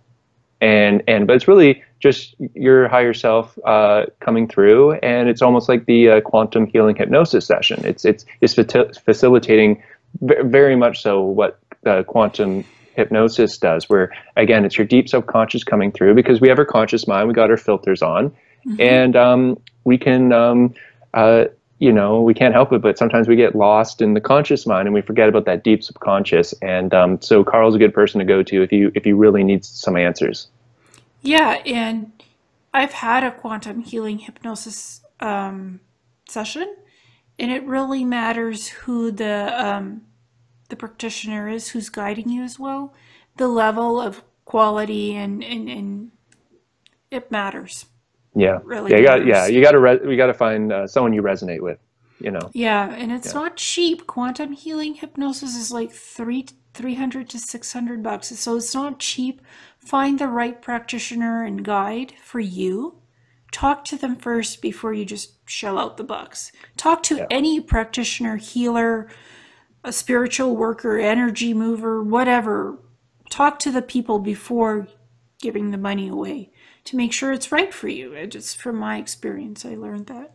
Yeah, Um, definitely. Yeah, I did that too. I went to Toronto, and this lady had been trained by Dolores Cannon, and so she took me into the Symbolistic state, and yeah, it was like $300. But I got lucky because a friend of mine had seen her the week before, and I got to listen to his session before I forked over the money, and so he was like the guinea pig, and he had a really good session with this lady, and yeah, that's another thing I recommend for people. Either reach out to Carl, or just find a really good quantum hypnosis therapist that's willing to do that. And it's yeah, it really it helps if you can get in touch with your deep subconscious, because you have all the answers within. It's just we have all these filters on, and then the programming and everything else. It's we lose that connection with ourselves sometimes. yeah. Or for me, I'm highly connected to my higher self because of the ET soul spark that is within me. So I'm highly connected and intuitively guided to work with my higher self. Like I can ask my higher self questions, get advice, and the higher self will respond to me in a positive way that doesn't harm me. Sometimes there's interlopers and um, they will impersonate your higher self too. They could do that too. And I've had reptilians try to do that, the negative ones. Yeah, they can mimic your inner voice, and a good way to bypass that, KJ, she reminded me of this, is the muscle testing, where you Hmm. can bypass your conscious mind. You can also bypass interlopers by actually, doing the muscle testing. You can ask yourself little questions, and it works. I mean, they do that in kinesiology, naturopaths, homeopaths do that. I think the thumb in your pinky finger, right? Yeah, Or this. or I this, do. yeah, you can ask your name, is my name Yeah. Kevin, boom, it works. And then is my name so and so, and it's like Yeah. it doesn't work. Or pendulum, Hmm. clockwise and counterclockwise. Yes or no? Or Oh a yeah, but maybe. yeah, the dowsing, right? Yes, the dowsing. Well, it's also kinesiology. It's considered part of kinesiology, dowsing kinesiology. Because it's your energy working with the pendulum, and yet you step outside of yourself. Your ego monad is out of the equation with the pendulum work. Mm. Same thing with this. It's same, just different protocol slightly, Yeah, but it's still kinesiology. It's great. I've done it too. I don't do the this. I do the pendulum. right. Yeah, it's interesting. Yeah, it works. Yeah, and I actually remember KJ Scoops. She was a pilot on one of the missions. Yeah, did she reach out to you about that craft that you remember seeing? It was like almost Yep, like a serpent looking thing. It was actually like kind of flying like this, yep. and she was piloting a craft. They were in like in a craft, and like not as advanced as what this other alien type craft was, and they were trying to take off, and I think someone said like, "Do you know how to fly this thing?" And she's like, "Yeah, I can do this." And then like she just got away or something. Yeah, yeah, and I understood her situation because she was a pilot for another mission, SSP mission. And I said, "I remember you. You were the pilot." She's like, "I don't know how to fly. I don't feel the connection with the flying." I'm like, "Yeah, you will. Yeah, you do."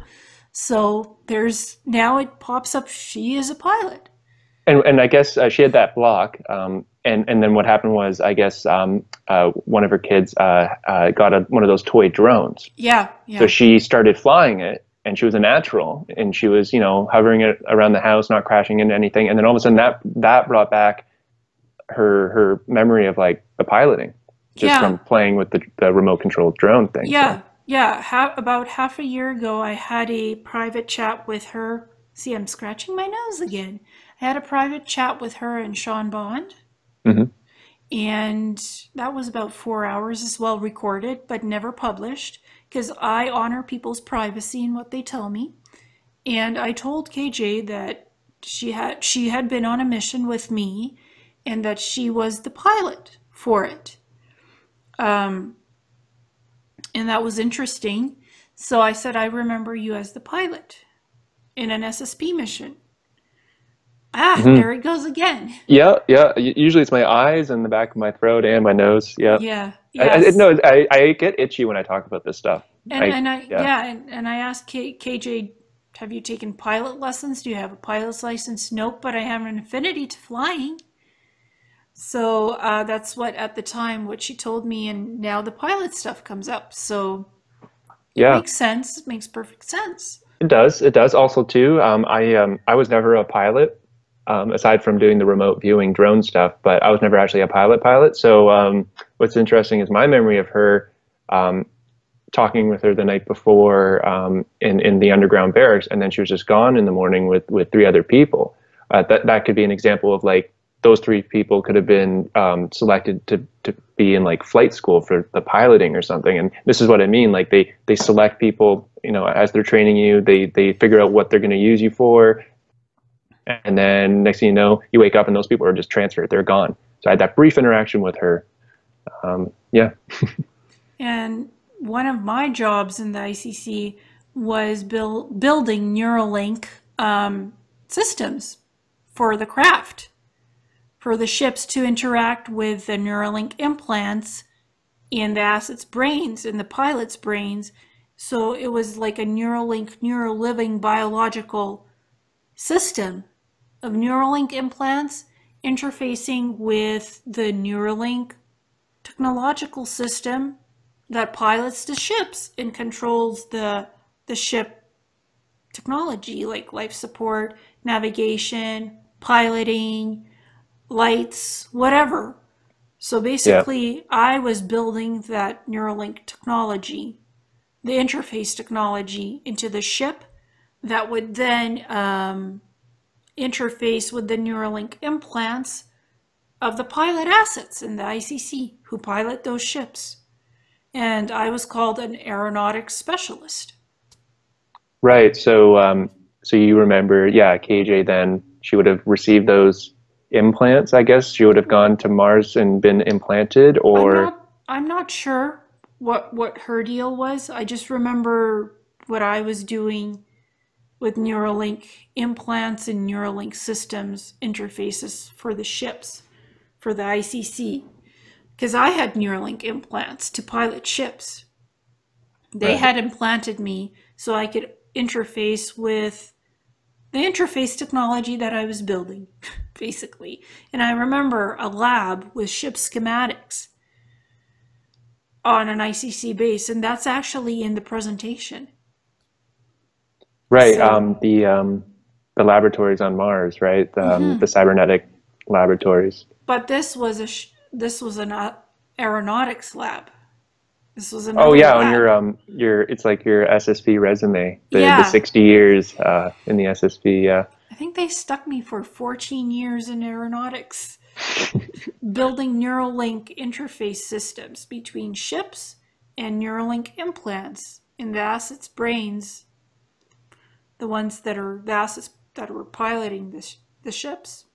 Yeah, see, I'm kind of glad that I'm just a simple type, and I was just an empath, and they didn't have me I didn't have the skill set to be doing all that stuff. I'm kind of happy. I'm just a see, I'm an INFJ. I'm in terms of the Myers-Briggs, so that's only 2% of the male population.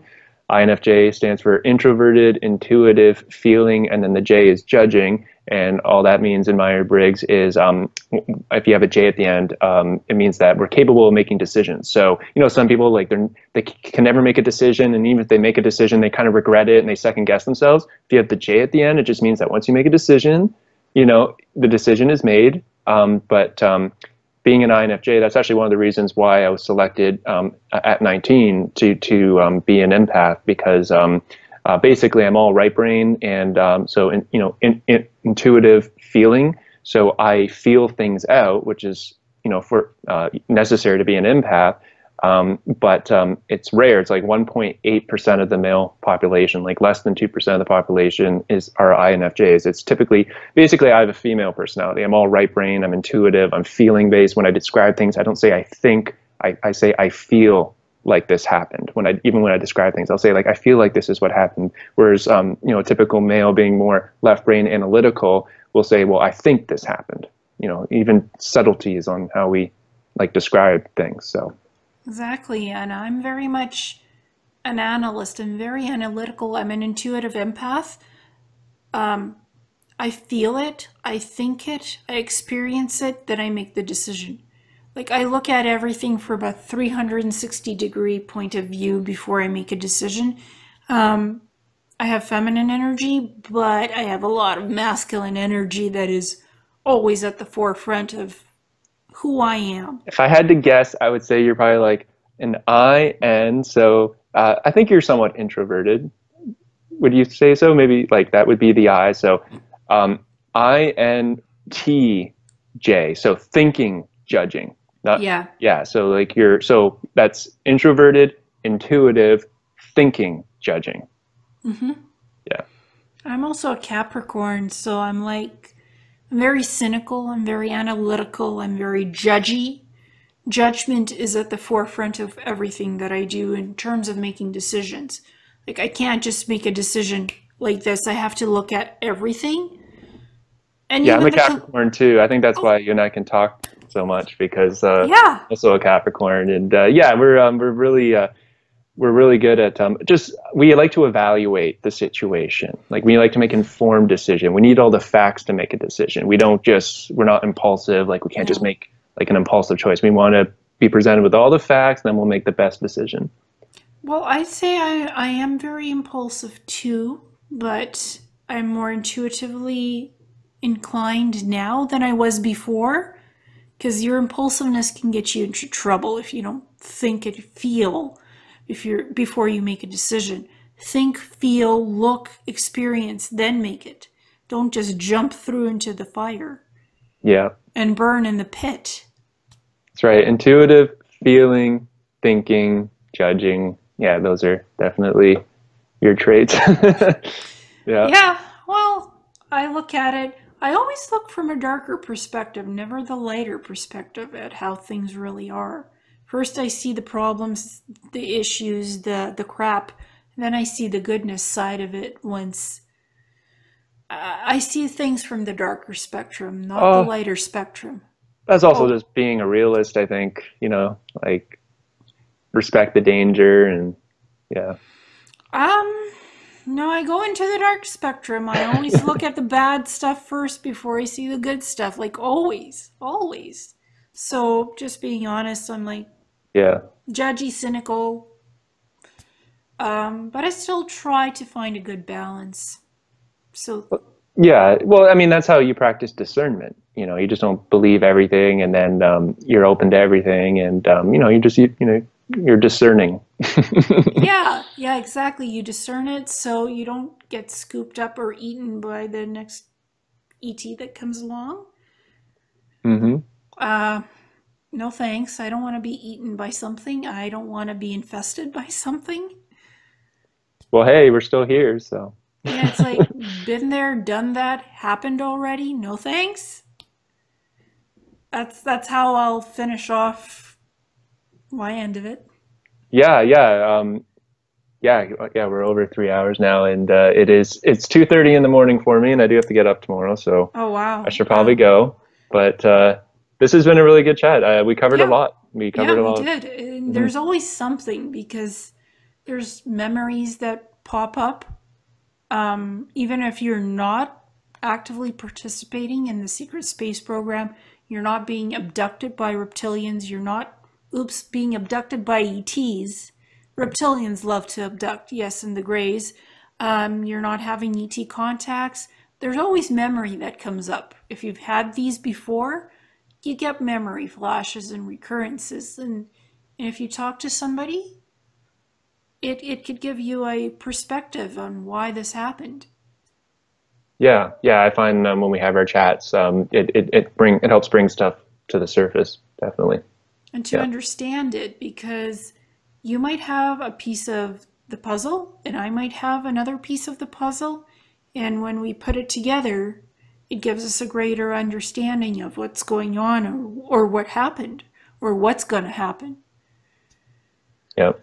So we each have something information wise that can add to the richness of what we experienced. Yeah, absolutely. It's like everyone has a piece of the puzzle, right? So we got to try Mm-hmm. to work together and figure out how we can fit the pieces together, instead of, claiming like I got the whole picture, right? It's like, no, we all have a small piece of the grand picture, right? Exactly. And when we come together as experiencers, as researchers, as friends just talking, we bring the pieces together and we create cohesive unity, or we're trying to. That's what we're working towards. And let's not close doors to each other. Let's not do that. Let's not judge. Let's not like, oh, I'm gonna wait to see what spiritual path you're on, and I'll know when you're on it before we do stuff again together. Like, don't be like that. Just accept the person for who they are.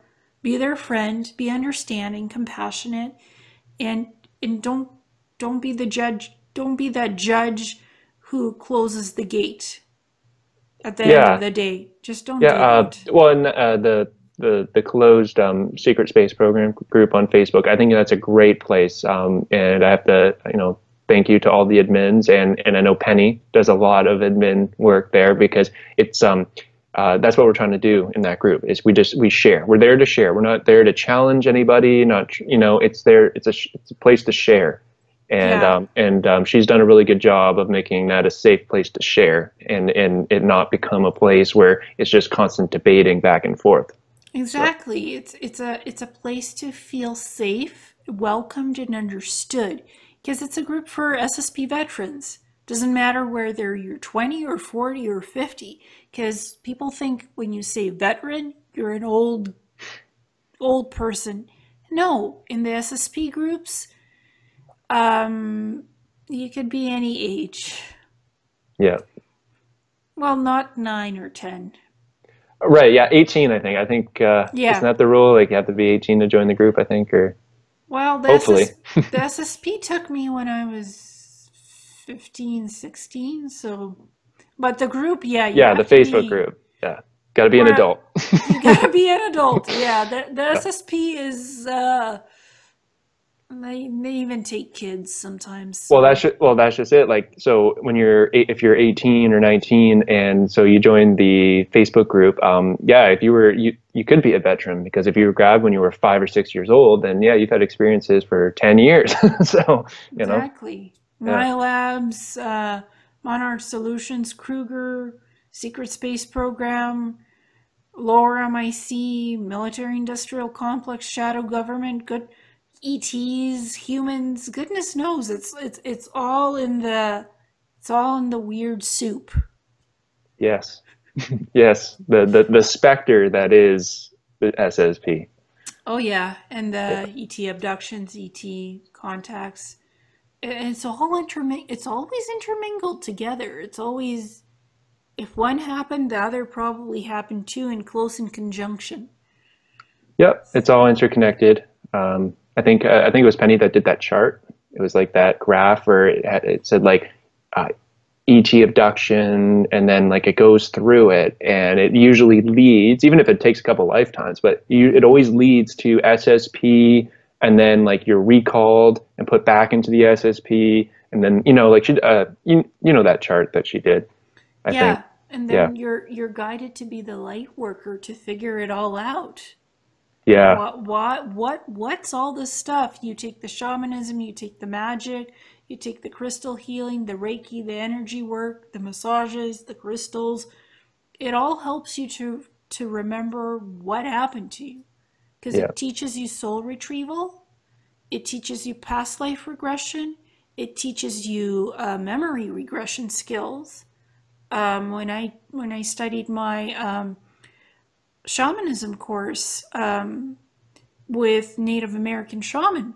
I was studying to be a Native American shaman, although in this lifetime I wasn't a Native American shaman. I had a lifetime where I was a Siberian shaman. Mm. I had a lifetime in the 12th century where I was a Wiccan witch. So, and I was burned at the stake by fire. So I was called to study pagan magic and the shamanism and that helped me figure out the SSP stuff because I learned some to do past life regression, to do memory regression. And what's interesting, see, that's what I mean. Geez, we could almost keep talking here. Mm-hmm. But you just reminded me of something before I go. I had this when I past life as a Templar in like the late 1200s, like early 13, near the end, near the end, around 1300 there.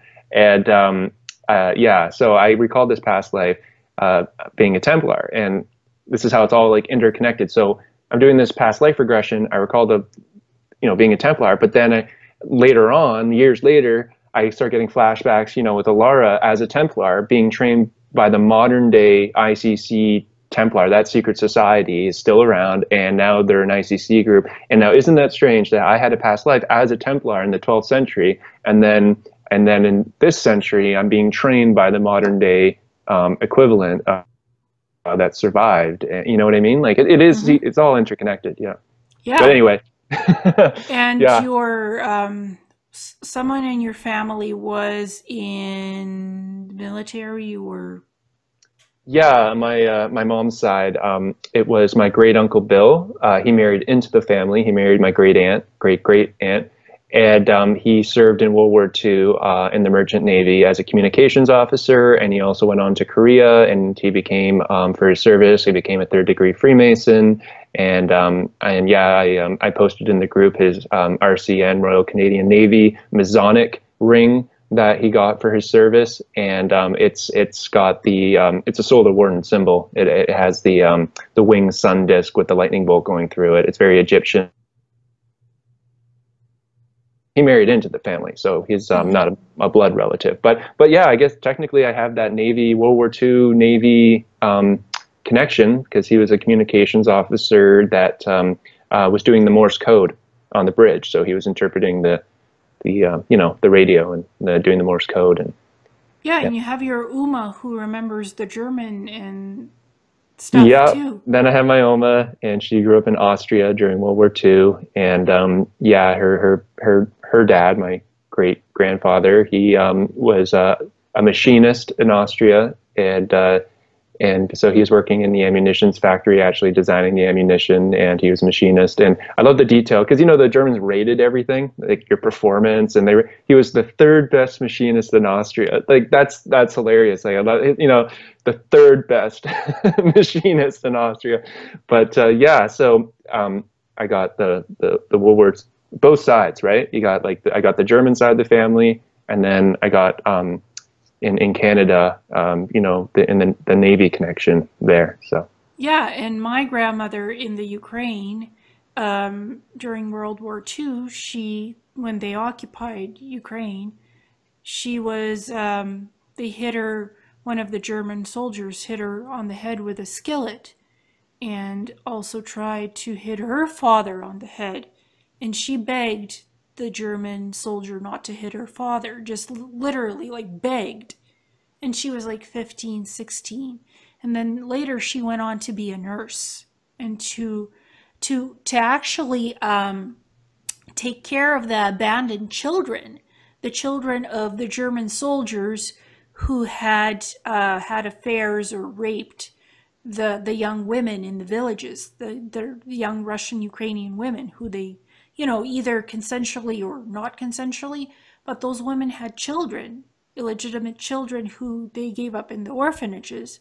So my grandmother later became a nurse and took care of those children that were from Wow. World War II.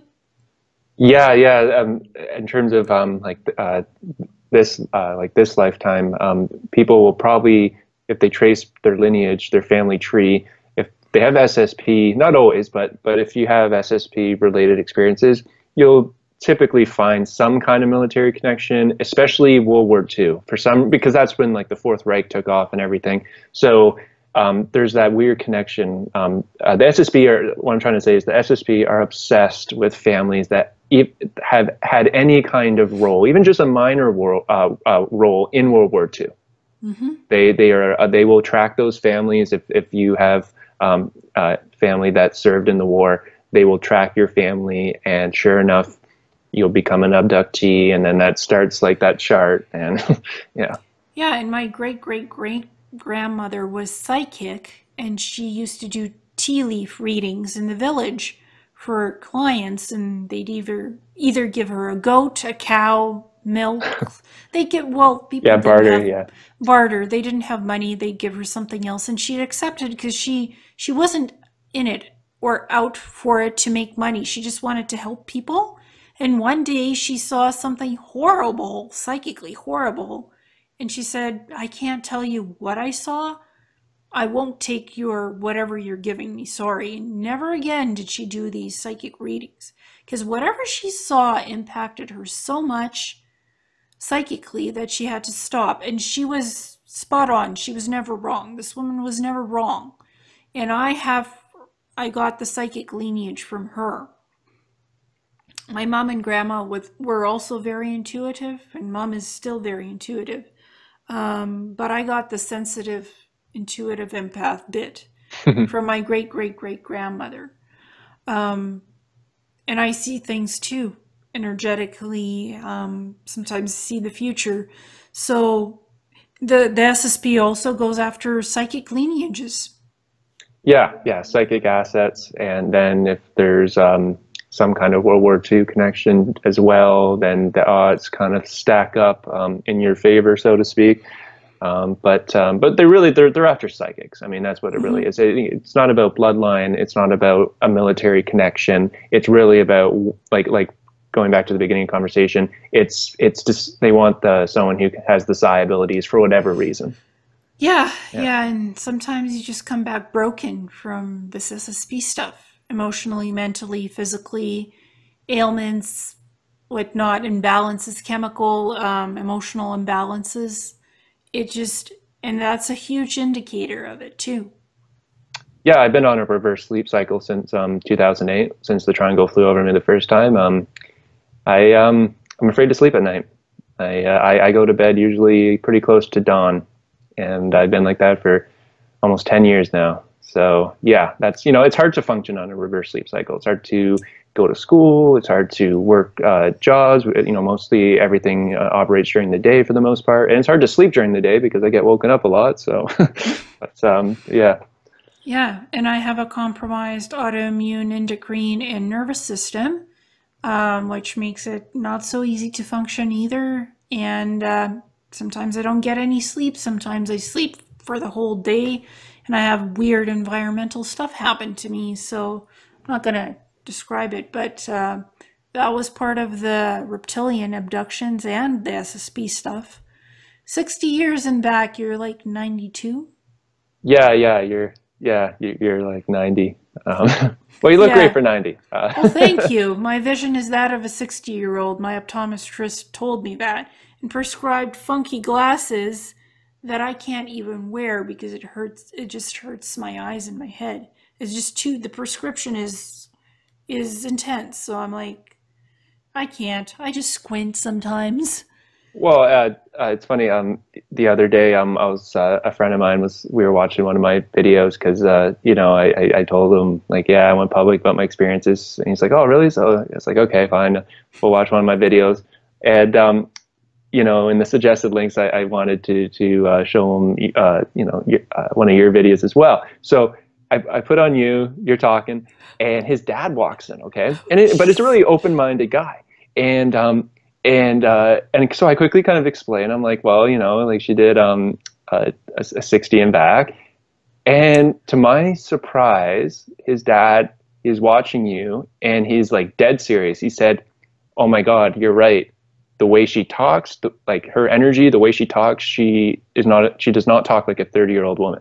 She talks like someone much older than that, and it's like just the way she is, the way she acts, her energy, the way she sounds. He's like she's not like a typical like 30-year-old woman, and so this is just like his dad just kind of walked in, and when I explained who you were, like he was like he saw like you, and he was just like, oh my God, like I think there's something strange going on here because you don't seem like you're 30. So Yeah, I'm an old Methuselah spirit soul. yeah. Um, chronologically, with too many, chronologically speaking, I have too many ailments to account for a normal lifetime. And I deal with it the best I can. I live, I survive, I thrive, sometimes good days, sometimes bad days. Is just part of life, and I don't let it bring me down. I try not to. Try to have a positive outlook, a positive attitude, and that helps you stay younger, actually. Yes, yes. It's really just about your attitude. That's definitely one of the secrets of youth. Yeah. Yeah, and just eating right, drinking right. And I mean, not don't go drinking alcohol and fall off a stupor wagon. Just Yes. I I have a dark sense of humor. Just try to live a clean, nice, positive life. It's more about what you don't do than what Mm, you do, actually. That's what I true. have found. Like it's more like, yeah, what you don't do. Yeah. Yeah, don't go binge drinking, doing drugs, partying all the time, and just letting it all hang out. Keep some mystery It'll and catch up to you, that's for sure. yeah, yeah, heavy partying and just drinking all night, doing drugs all night, and um, eating crap food and eating junk food. That'll age you 10 years over 2 days, guaranteed. Yeah, yeah, and what's amazing is once you get onto like the cleansing and life food and all the amazing supplements and Ormus and things like that, you can actually grow young. You can actually Yes. de-age yourself, and I've experienced that, and I've helped others with that, and it's amazing. Like the MSM, you mix it with vitamin C, it actually creates collagen in your body, and like wrinkles disappear. You literally can grow young with the alchemical sulfur, and then that kind of begins that whole alchemy side of things, which is a part of the physical ascension path. But yeah, yeah. So you can reverse age yourself, yourself. Yeah. Yeah, and there's also the various salts that you can take that help you with supplements. Food is very important. Don't go drinking that chlorinated water out of the tap. It'll make you into a goat, and a Well, dumb one at that. well, an important thing to add is, water is 50% of it. So, everyone's so focused on like the food. That's Yeah. only 50% of your total health. The other 50% is just drinking pure water, like really good spring water, distilled water, and you can energize like restructured water. Whether you put crystals in your water or you put drops in your water, alkaline water. So you can be 50% healthy technically by Yep. just improving your water. So it's And I easy. think we're 80% water molecules in our body anyway. FYI, if Kelowna water stinks out Mm. of the tap, it's so chlorinated. Is where Surrey wasn't like that. So it's like just smelling the chlorine in the water is off-putting. I put spring water to boil into my tea. Spring water that Wow. I buy Yeah. in a Yeah. jug, in a glass jug. I will not drink nasty chlorinated tap water. Yeah. Even if I I spend a fortune on water. Same thing. I buy like all like bottled water and distilled water as well. I really like Yeah. distilled and Well, yeah. mine is part spring water, part distilled. It's zero chlorine in it, and salt amount too matters in even though it's good salt mineral, you don't want too much of it in your water because that can ruin your pH balance. Mhm. So Kelowna has nasty water. That's just it. Nasty tap water. Don't drink it. Yeah, you might have to get one of those home filtration systems. Oh, we don't want to pay for it. We'll just buy the spring water. Yeah. It's important though. It's like Yeah. water, like that. Like if you're gonna invest in one thing, like before you worry about the supplements and like buying all organic and all that, just address the water issue. It's worth it to spend a Mm-hmm. dollar on a 4 liter jug of Yeah. spring water or distilled or both.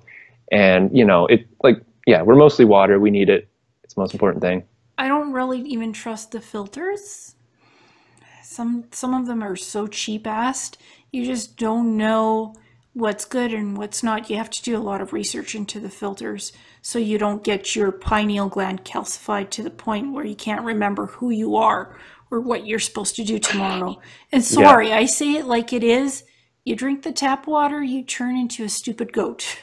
Sure, you become all calcified, and that's Yeah. and you'll literally start to like hunch over, and yeah, you'll lose your mind. The brain freeze of being a stupid goat. I'm a Capricorn, so I'm making a stupid funny joke. Yeah, yeah, that's right. We're old goats. Yeah, Sorry, we're not gonna be part of that secret society of old goats. We're not drinking tap water that's chlorinated. No thanks. that's right. Yeah, yeah. So okay, well, geez, it's almost 3 in the morning. I have a brunch to get to in the morning, so I'm gonna try to get some sleep. But yeah, this is Sure. good. We covered a Yeah, lot. this is cool. I'm glad we touched up on the water because it's important. Yeah, it's a good place to end it. Address the Yep. water issue before you worry about anything else. Yeah, exactly. We're 80% water molecules and we need to stay alive and not drop dead. So keep your water clean, keep your food clean, do your cleansing, whatever, whatever energetically works for you and keeps you healthy. Try it out. Don't be afraid. That's right. Yeah, it's worth it. Mm-hmm. So thank you, Kevan, and we'll do this again soon. Yep. Thank you. Awesome. Have a good night. You too. Bye. Bye.